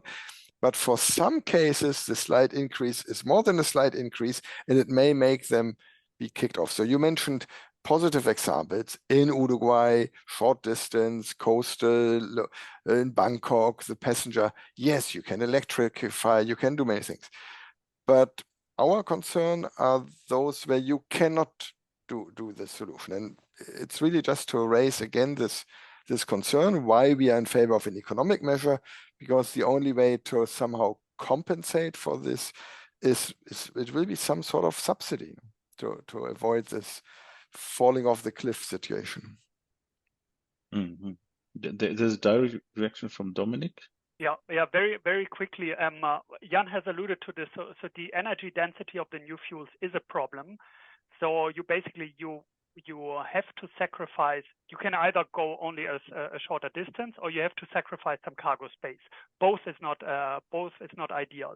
However, this means that local shipping can be a little bit more appropriate to adopt hydrogen or ammonia or methanol. In most cases, I mean, just look at the Caribbean. Yeah, kind of the distances are relatively manageable. However, there are then outliers, as Jan has said. The Pacific sits, unfortunately, are not as bunched, and therefore they have to cover distances that which are basically deep sea shipping, long distance shipping for many other countries around the world. Yeah, and there it gets trickier.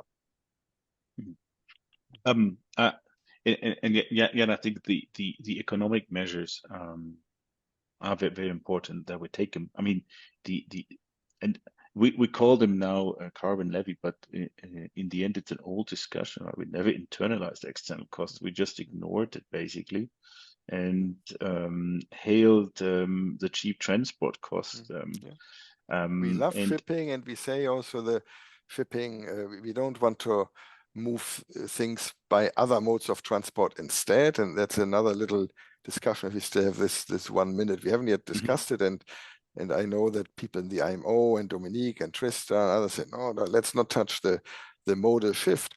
But even if only very, very, very small part of shipping moves to air instead of shipping, emissions go up. So we want to avoid this. Now air transport, of course, also has to decarbonize, also has to internalize. No, and this internalization externalities, pay the total cost. All previous transitions in shipping, from rowing to sail, from sail to coal, from sail and then to coal, from coal to oil, they were self-funded because the new technology was more energy efficient. So it was commercially, it makes sense to move from coal to oil and so on.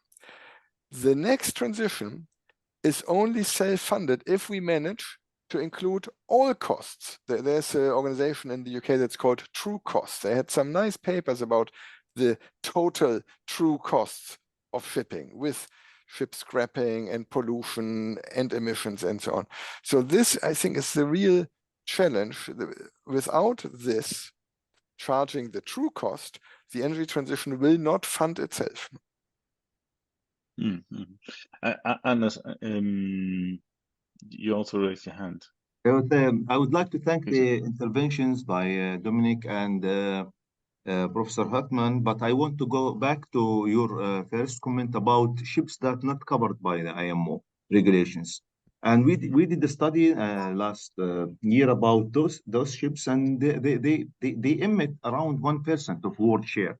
And we want this year that we need not to forget about those shippings, especially ships under 400 gross tonnage, or the super yachts under 5,000 gross tonnage, domestic ships and short sea shipping, inland waterway shipping, barge and tugs, pleasure boats and yachts, and fishing vessels.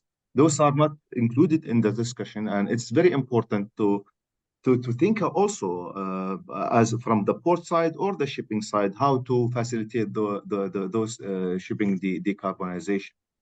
There are many examples here. You mentioned in Norway and even in Sweden, between the Sweden and Denmark, total electric ferries electrified. And in Belgium as well, Antwerp, the tugs start working in hydrogen, etc. Yeah. With the probability that Adrian is going to kick us out soon, yeah, of this, because I think there's a lot discussion about it. Also, Jan, what you said about the different transitions towards more efficiency. Now, probably another issue is of this true cost or just transition is also not only the environment we talked about here, but it's also the social part and the social costs that are involved in this. We should not forget about this as well, which also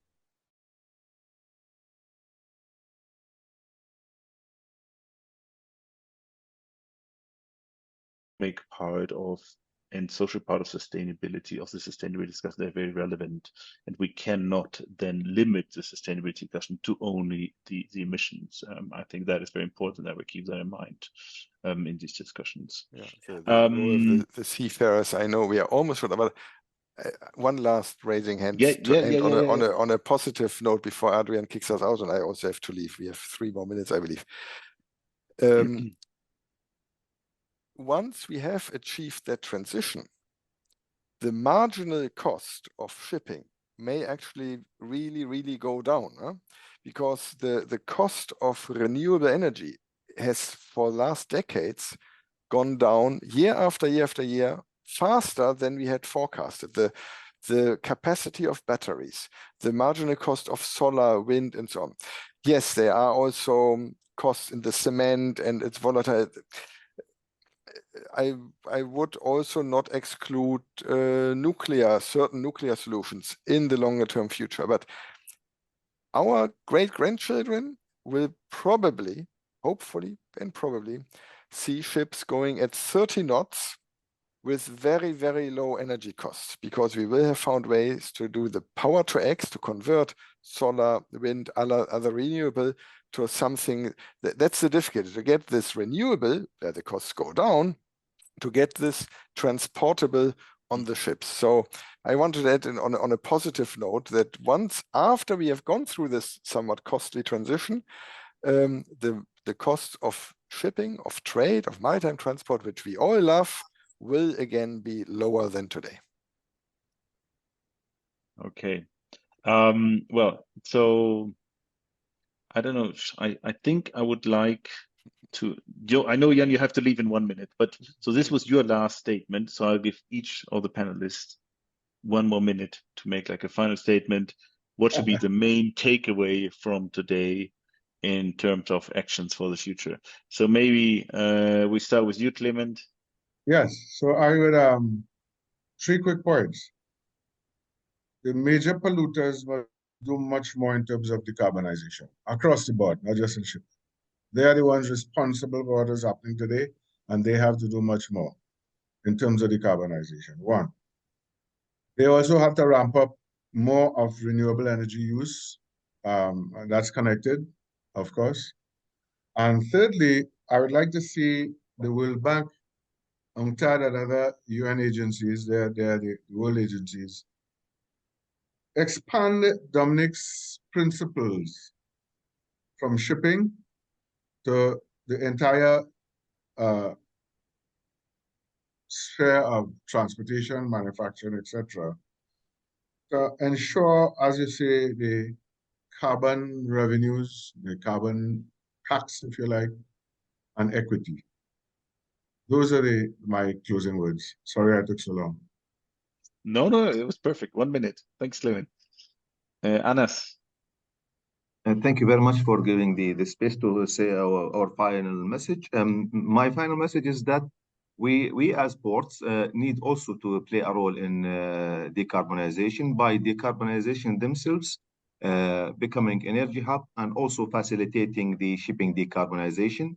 We in this pursue for the decarbonization in terms of mitigation, we should not forget also adaptation and building resilient cities, especially and protecting agriculture and the trade in small and developing island states or developing countries that will be impacted the most. Thank you, Anas. Dominic. Yeah, I think my main key message would be that way too often we focus on the challenges only, and the challenge is the higher transport costs and so on, and the technology issues and all that stuff. But at the same time, we don't take the opportunities enough into account.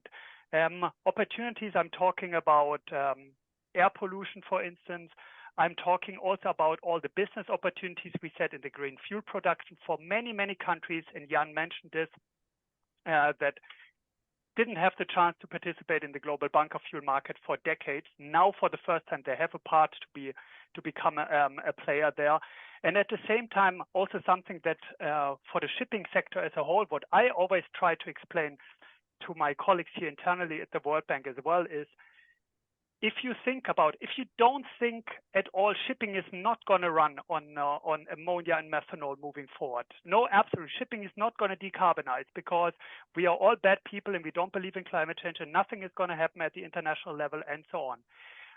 But as long as all the other sectors decarbonize, heavy industries, fertilizer, aviation and so on, they will need these green fuels. They will need green hydrogen.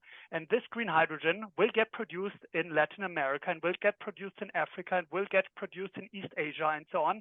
And it somehow needs to find its way to Europe, for example. And we will not see that many pipelines there. You will need ships to bring it there. So there is an inherent business opportunity for the shipping sector, and whether the shipping sector wants it or doesn't want it, it's going to be involved, and it's going to be it needs to be part of the game. Thank you, Dominic. Well, thanks to the four of you. I think we could go on with this discussion for much longer time, but I know time is limited for all of us as well. So, thanks. And taking on this last component, it's really too often we see the negative in this transition. There's so many opportunities we can take. And if it's the smallest example, we have experienced ourselves with an electric school board in Colombia, which the people now go carbon free, basically, to school, to ferries in Norway, or then ammonia carriers. There are so many good examples that we can use. So if we focus on those and how we can scale them up, I think we have big opportunities. And the question is really, how can we scale them up? And then maybe this economic rent Jan is talking about and mentioning, this is the opportunity to use and really start investing in these opportunities.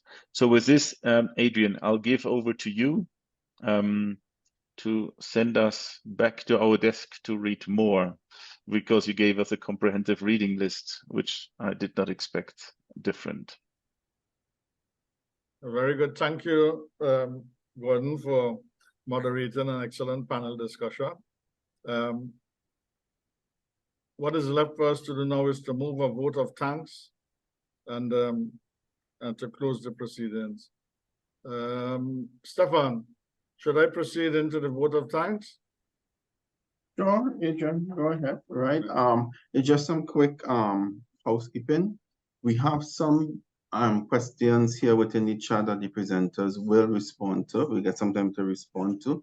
you could reach out to them directly through LinkedIn and any other channels. I've seen Dominic have put in his contact also and provided his contact.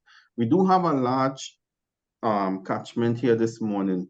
Members from Ministry of Public Utilities, transportation, energy. We have national energy representatives here. That's just to mention some. Airport authorities. So it is quite a large catchment.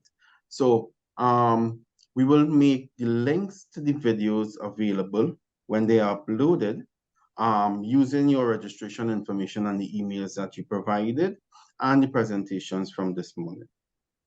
Okay, and anything else, please do feel free to reach out to us. You have my email also. You'll have gotten the confirmation email from me, right? So please feel free to reach out to us at university and at the Center for Maritime Studies.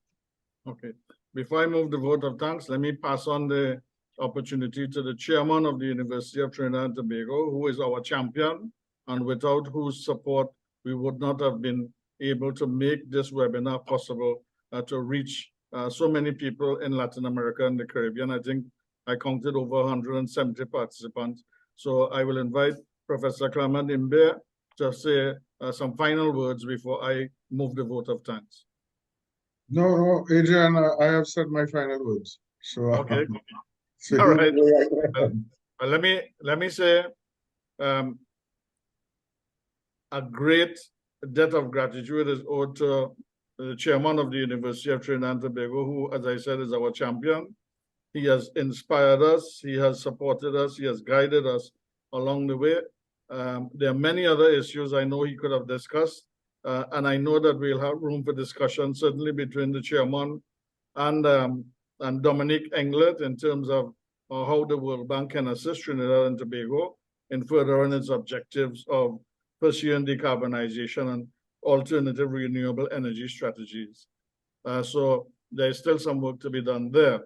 I want to express a great deal of gratitude to the resources within the University of Trinidad and Tobago. That is to say, the Corporate Communications Unit led by Ms. Sandra Ganes, Janelle Peters, and others, as well as the TLIS unit led by Lyle Waldron and Onva Lewis. They have provided us with tremendous support. I wish to thank the role of the translator services in assisting us to get an outreach to Latin America so that we have broadened and widened our reach. And what was the objective of today's webinar?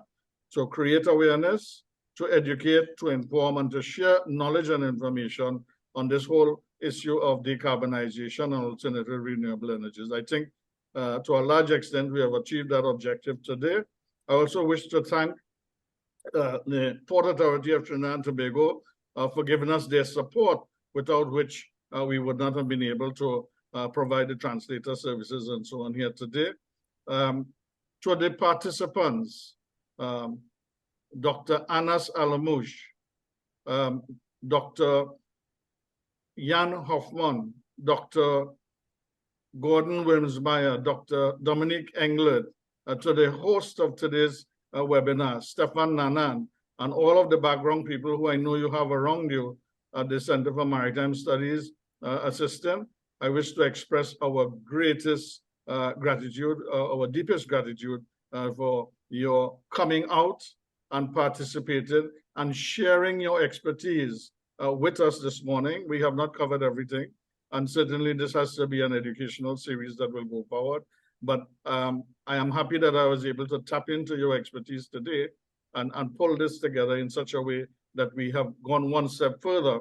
And as I said, Dominic, I'm sure our chairman is going to be talking further with you in relation to World Bank facilities with our own methanol and ammonia plants here in Trinidad. We are a world producer of ammonia and methanol, and indeed LNG is a feedstock that we use to power up the industrial estate at Point Lisas in the mid and downstream petrochemical sector. So again, guys, and to those of you who attended today's conference, I wish to thank you deeply for taking the time from your very busy schedules. As Stefan said, quite a number of ministries and other state agencies and the Port Authority and FlipDeco and others, and too numerous to mention, the National Energy Corporation and its representatives and so on, who have benefited from today's proceedings. I wish you all the very best. I hope that you read the materials that have been put out on the chat, the links, to educate and further inform yourself and to continue to participate. Look out for further ventures from the University of Trinidad and Tobago as we walk this road towards decarbonization and the use of alternative renewable energies. Thank you very much again, Professor Clement Imbe, Chairman of the University of Trinidad and Tobago, for your kind support and guidance. Good day and have an enjoyable rest of the day, guys. Good night. Pleasure. Thank you so much. Everyone. Wonderful day. Bye-bye. Thank you. Thank you. Have a great day. Thank you. Thank you. Yeah, thank you all.